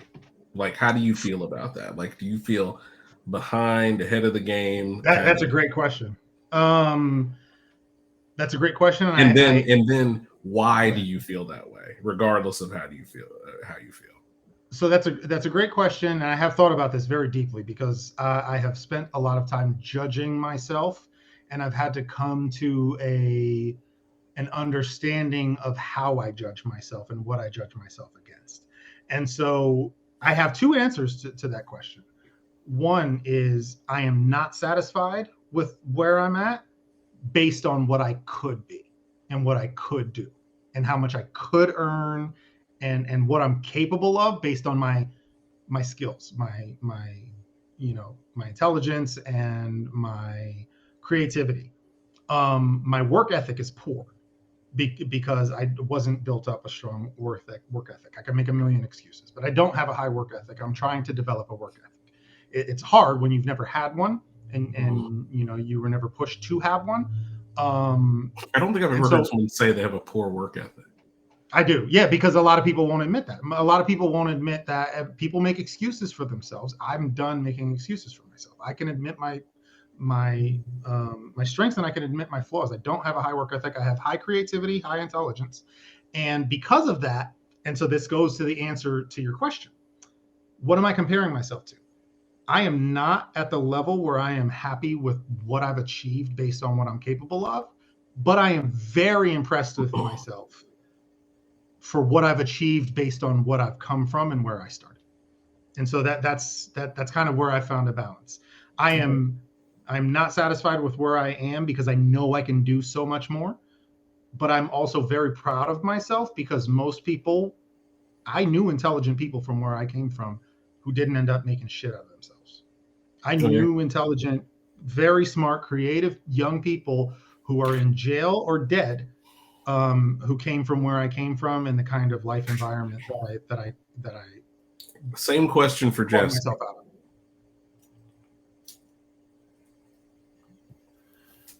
I think he thought you were going to say it again. Yes, same question. How do you? Do I need to repeat it? No, you do not need to even for the repeat it. audience. It's not just. Okay. So the question was just your income or your earning power. How do you feel about it where it is currently? Do you feel like you're on track, ahead, behind, or just how are you feeling about it? I feel good about my earning power right now. So I just turned 40. I am well above the average pay for somebody in Maine right now. I could be earning more and I could move up the ranks. I have a lot of years of my career left to be able to do that. Mm-hmm. You also So don't as of seem to have right now in my career, I am happy with the volume of money that I am earning in relation to my age and my place in my career. Okay. So now, in your case, Robert, I'm curious. Why were you asking, and how do you feel about the answer? I'm just curious because we're all approximately the same age, and I've had a lot of feelings and emotions that I tend to feel like I'm not allowed to have, and I'll tell you why. Because my answer to that question is actually that it's a bit high. That you feel That you really feel good like about you- your earning. No, Sorry. well, that's the problem. I don't like. It's like my earnings are high. Like it's high in the burden of it all. And like this is where it's like, okay, I'm not allowed to. Wait, are you saying like you're more successful? Like, holy shit, I hit too much success. Like you reached the level where it's like, Yeah, sort of. Yeah. That I get that. that in some areas, like certainly not in my daily life necessarily, but once I start getting to like the nitty gritty of like when I'm in like business circles and things like that, half the time I'm the most successful person in the room. Mhm. And I'm also one of the younger, if not the youngest person in the room. Mhm. And I find myself a lot trying to explain myself or prove myself. And, it's like, hey, this is why we're in the same room together, on this panel. It's a lot of panels that I end up on, like just talking about like business related stuff. But, so often, like I wish that I took a few steps down because it would just be less stressful and I wouldn't feel such a need to be proving myself all the time. Or to where I run into situations all the time where people suddenly treat me different once they know. Mm-hmm.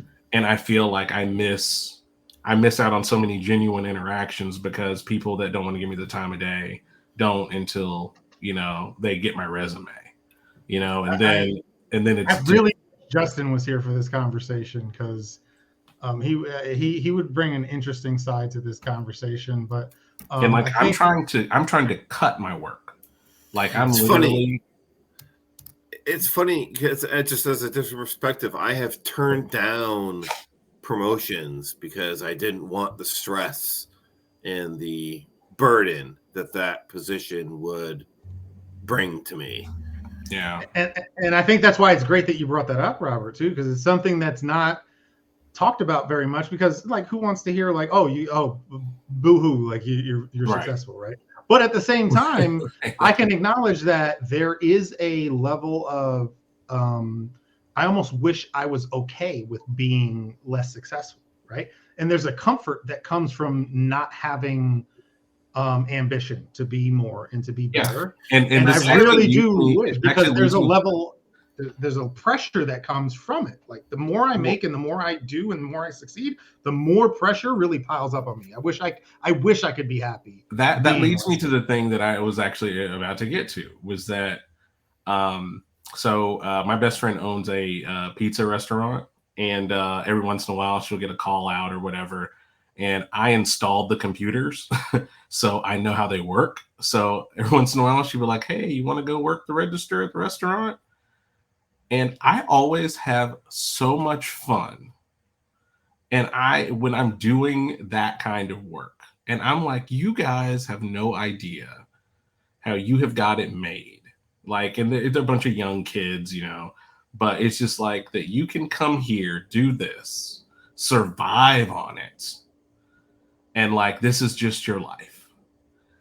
And, I'm the guy that's working at the pizza shop that pulled up in a Tesla. You know what I mean? It's like ridiculous to work. It's funny talking about the Tesla. It's Elon Musk, and again, I really wish Justin was here for this part of the conversation, because I'm sure he has very differing opinions, and I would love to hear his opinion. But you bring up Elon Musk and Tesla, or you bring up Tesla. Elon Musk was a great example of this, where he was in an interview recently. This made the rounds, where somebody asked him a question about what it's like to be him.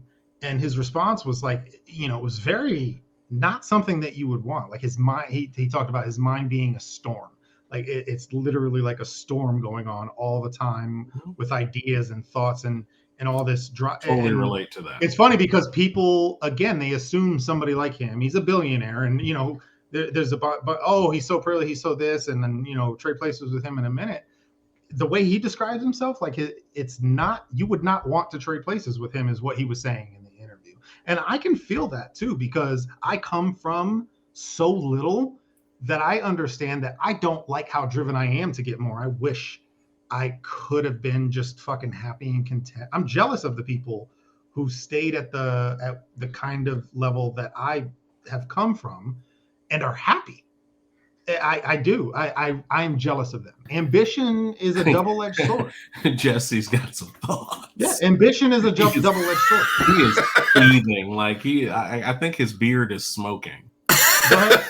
Well, so I have to admit, I cannot sympathize with the desire to wanting less. I cannot. No, I'm saying not wanting less. It's about not feeling unsatisfied with where you are. And I do know this about you, Jesse, and I love you as a friend, dude. It's part of the reason that I love you is that you seem to have an ability to be grateful for what you have that I don't have. I can't be as happy. I'm very grateful for what I have. Yeah, and I've worked my ass off for it. It's and I wish I felt that, but I do feel more like what Elon described in what he was saying, where like I wish I could feel like everything I have done was good enough, but I don't. And that sucks. It's not a fun thing. I wish I've done so much and I've made it so far. I wish I could just be happy with that. Like, you know what? I could just go to work every day and be content and grateful with what I got. But I don't. I wake up every day and I'm upset with myself if I'm not doing more, if I'm not going for more, if I'm not trying to achieve more, if I'm not driving myself towards more. And that is not a fun feeling, personally. There's layers to that. It's like, you guys are ridiculous. I cannot say that there's a bad thing to being driven. I can understand where you're coming from, not being content with what you have.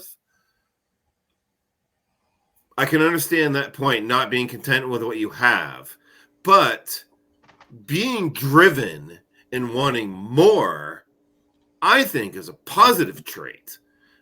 That if I saw that in my kids, I would nurture that drive. I would want them to always be wanting to make more out of their life. But that's where I'm saying is I don't think that maybe a lot of people understand that comes with downsides. You know what? Here's a great comparison. That comes with downside. That's what Elon was trying to describe. Like think about people don't understand. Think about a kid that skips a grade or two. I skipped a grade.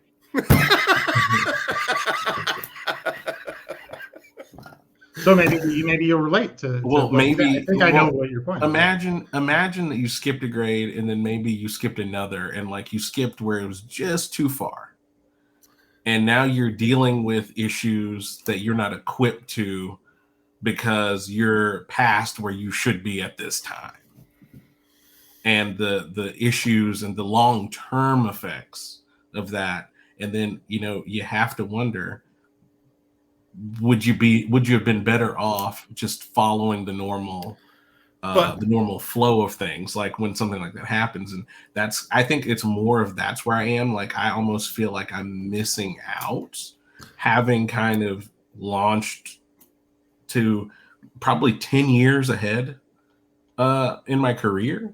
And like, what am I not experiencing that's going to be valuable for that next step forward? Like, am I going to end up stagnant in this level because I missed something? Like I worry more about that kind of situation. Like, it's not so much like I want less money. No, absolutely not. I don't want to be in fucking charge all the time. Whenever do something, that's ambition. That's what I'm saying. Ambition is not necessarily financial. I doubt Elon Musk, again. You can fly too close to the sun with ambition. But that's what I'm saying. Ambition just now relates to, like, we relate it so closely to financial success. Elon wasn't going after being the richest person in the world.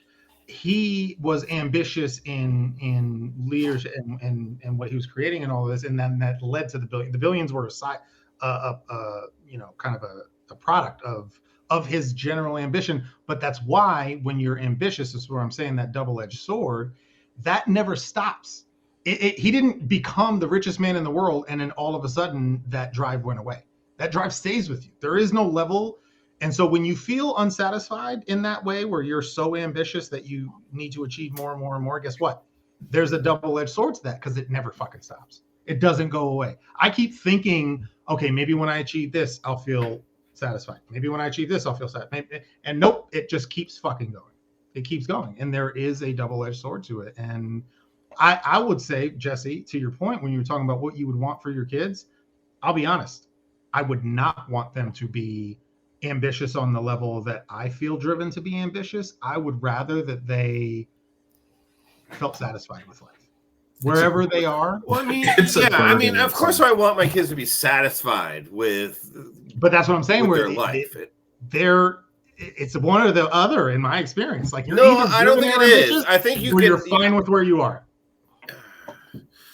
I'm a pretty driven person, but I'm also satisfied where I am in life. It's. Mm-hmm. I think it's you have to. I'm trying to think of the right way to say it. Like, you can be driven and still be happy with your lot in life. I do agree that there's a balance, but I would say that I am at an extreme side of the balance that I am not. I would not want others to be envious of, and I think Elon qualifies as that. Robert, maybe I think you would qualify as that as well. Where I do think that I'm to a level of driven, in terms of what I expect of myself, that I wish I could fucking, again, we'll go back to the video game characters. I wish I could take a few points off of my ambition levels and a few more into my satisfaction level. It's like a careful what you wish for kind of thing. Mm-hmm. And like, again, it's not, when I'm talking about this, like, I want to make it really clear that I'm not just talking about money. Like, I'm mostly not talking about money. Mostly it's not about money. Yeah. It's just that, every once in a while I'm reminded how nice it is to not be in charge.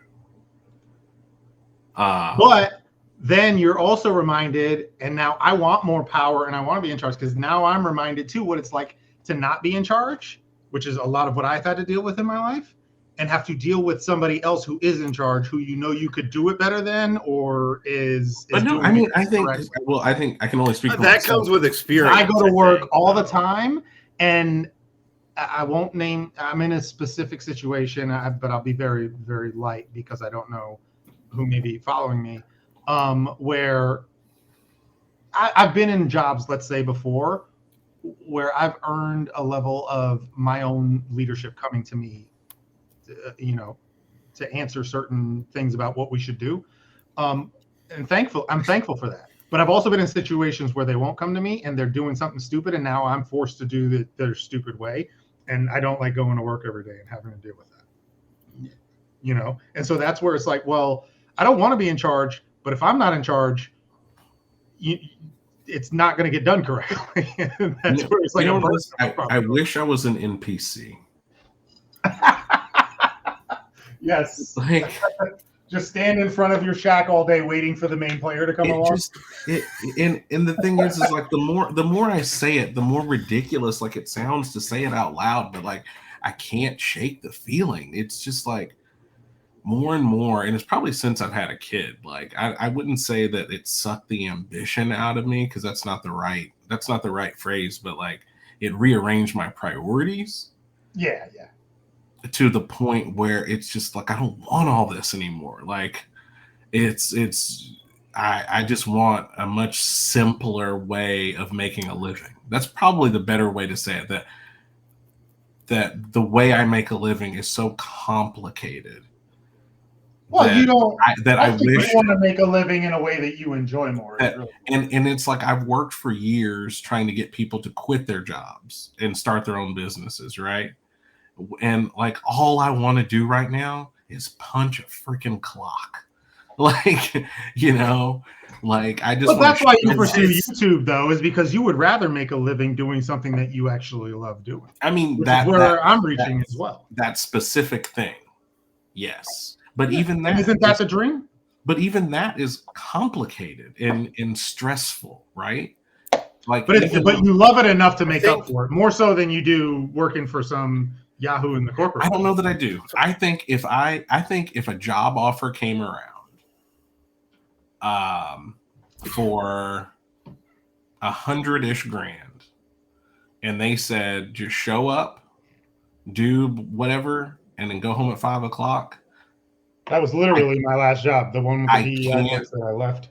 I can't say that I wouldn't go for it and burn everything down. Like That's really the job I left. You literally just described the job I left that started me on my entire change last year with the DEI story I told. I was getting paid over 6 figures. I was getting paid over $100,000, and I was miserable every fucking day. Even though I could work from home, I worked like 2 hours a day. Honestly, probably not even miserable. I would probably do like 60 or 70. I mean, I live in Georgia, so it's pretty cheap to live here. So 60, I'm here in Austin, it's a little different. Yeah. 60, 70 grand plus my wife's income, we would be perfectly comfortable. And there's just so much stress and so many things that I would never have to deal with. I'm more happy now that I'm making so much less than my last job. I was making well over 6 figures, and I was more miserable than I am now, where I'm making. So one thing that I am inferring, so correct me if I'm wrong, about both of you guys' perspectives, is that I've been drinking too, so I don't even know about my perspective. Is that you guys are holding yourselves to a expectation you hold for yourselves, where the difference for me is that what was going to satisfy me in life is being able to provide for my children. So I am at a point in my life where I'm making plenty of money to be able to support my children. So I'm happy. I'm content in life because I am fulfilling the goal that I set for myself. You hit the nail on the head, and this is where I'm saying I want people to understand, because this is why so many men who are financially successful kill themselves, and this is why I hit such a tough point, is because I remember when I was making 6 figures and I had my wife and I had my kids, and I had what I felt the pressure to be grateful for. I had everything that I felt, this pressure that I needed to be grateful for. But I woke up every day feeling like it wasn't enough. And that ate me up inside. It not only made me feel bad that I didn't appreciate what I had, but then I beat myself up that I wasn't grateful enough to be okay with what I had. And that's where I'm saying, yes, it wasn't a good thing. I woke up every day. Well, I didn't even wake up some days. I would stay in bed for days and self-sabotage. Even though I had this great fucking job that most people would kill for, even though I had this beautiful wife that most people would kill for, and these wonderful children that most people would kill for, and a great life, especially comparatively to where I came from, but I still woke up every day unsatisfied. And the only time that I finally, years later, after a divorce and after so much mental suffering and wanting to commit suicide because of how unsatisfied I was with life, I finally realized that my ambition is true and that I could not accept where I was. And that doesn't mean I don't value those things, but I've had to figure out for myself that no, it's not enough for me. I want more. I can do more, and I want more. And I need more if I'm going to be satisfied with my life. And that was hard to come to, because I had so many people tell me when I was depressed and I wanted to kill myself, and I came to my friends and things, well, but you got this, and you got that, and you got this, and you got that. You should be so grateful. And I'm like, yeah, I know I should. And now you're just shaming me and make me feel bad that I'm not satisfied with my life. I have a question for both of you to answer simultaneously. I'm sorry I'm hijacking the show here.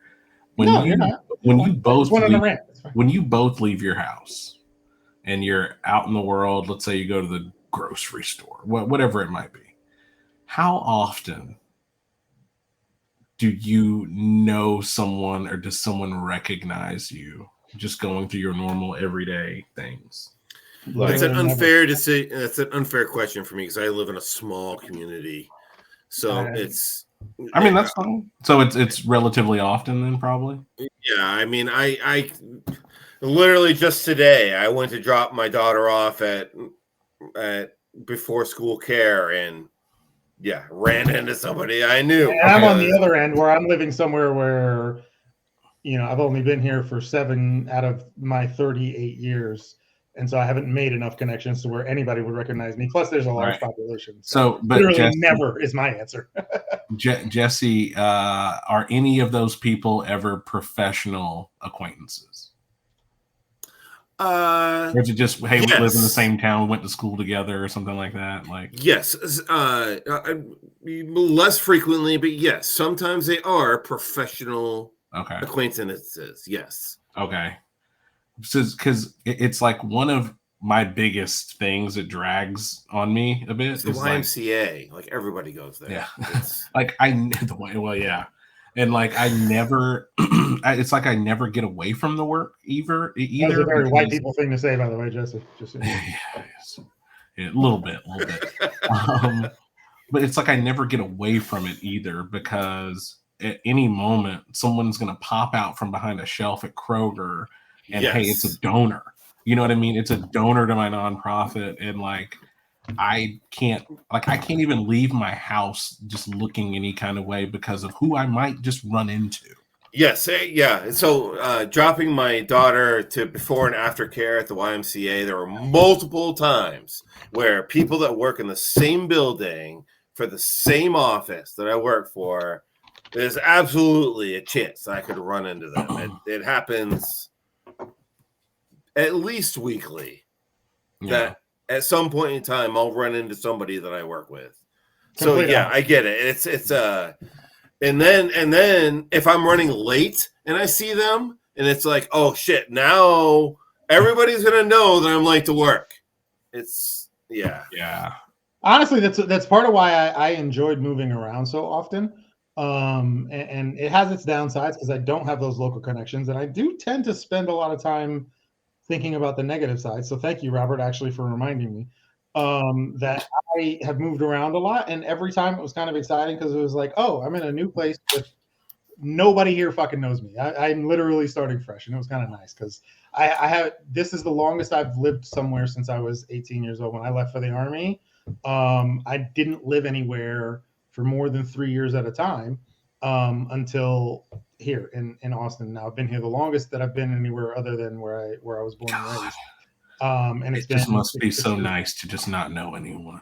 Yeah, it is kind of nice sometimes because like I'll do something stupid in public even, and I'm like, oh shit, like I have that same social like concern of like who's gonna say what, this and that. I was out at the bar and I got too drunk or whatever, and then I remember I'm like, oh yeah, that's right, nobody fucking here knows me. I'm a random face out of a million. You're an NPC, right? Yeah, I mean I am, yeah, like literally here I am, and that has its advantages. Sometimes it's definitely one thing I kind of are slightly envious of big cities. Yeah, I've done some dumb shit in cities that I ended up leaving that city, and I'm like, well, shit, I guess I never have to be concerned about that again. Like I have to run, gentlemen. It is. Yeah, honestly, we're gonna end it here. Honestly, we're gonna end it here. We've been over 3 hours, so I was just waiting on one of you to call it. The clock is about to strike midnight here, so. It's 11 for me, but yeah, we've been going for over 3 hours. Literally, nobody's watching. We had up to 5 viewers at once. Even then, they were like, "Yeah, bye. Yeah, we're done." But I had a lot of fun. I love these discussions. Thank you both for joining, Robert, especially you, dude. 1 or 2 more times, and you're going to become the new official co-host. I get it. I'm not loved at all. I understand. Hey, I love you, and I offered. But you're constantly like, yeah, maybe this time, maybe that time. No, I'm kidding. But I'm really more so just saying thank you, Robert, for joining. It's a nice opportunity for a low, what's the word? Low effort. Low effort, low impact. I agree.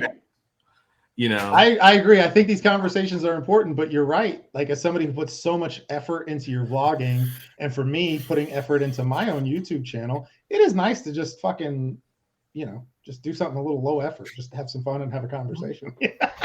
But also still, reach out and have it on. It's like we don't work together. We have no direct connection to one another. I don't encounter that in my normal life. So this is actually kind of a breath of fresh air. Yeah. A lot to what we've spoken about tonight, but I love it having both of you here. Jesse, yes, I love you, buddy. I love you. I literally reached out to you at first, and I'm like, "Hey, I want you to be my main co-host." But then you've literally been on less episodes than. I was gonna say, I think I've been on more than everybody except for maybe Robert. Except for Robert, yes, which is why he got the shout out. But I always love having you here too, buddy. You know I do, or I wouldn't have reached out to you.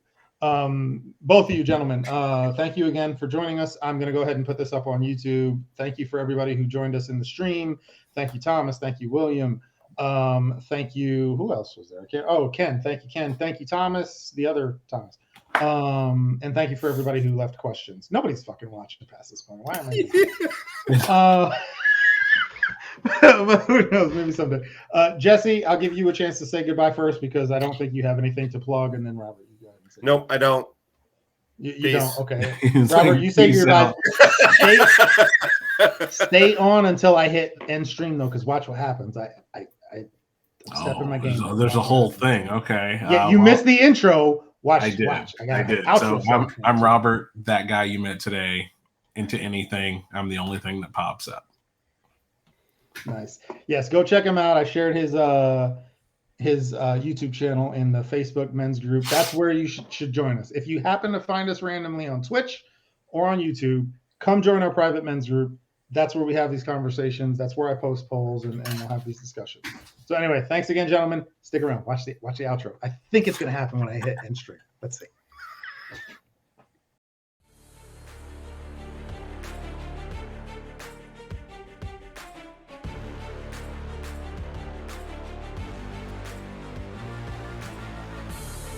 Dun, dun, dun. It automatically muted. Did you unmute just to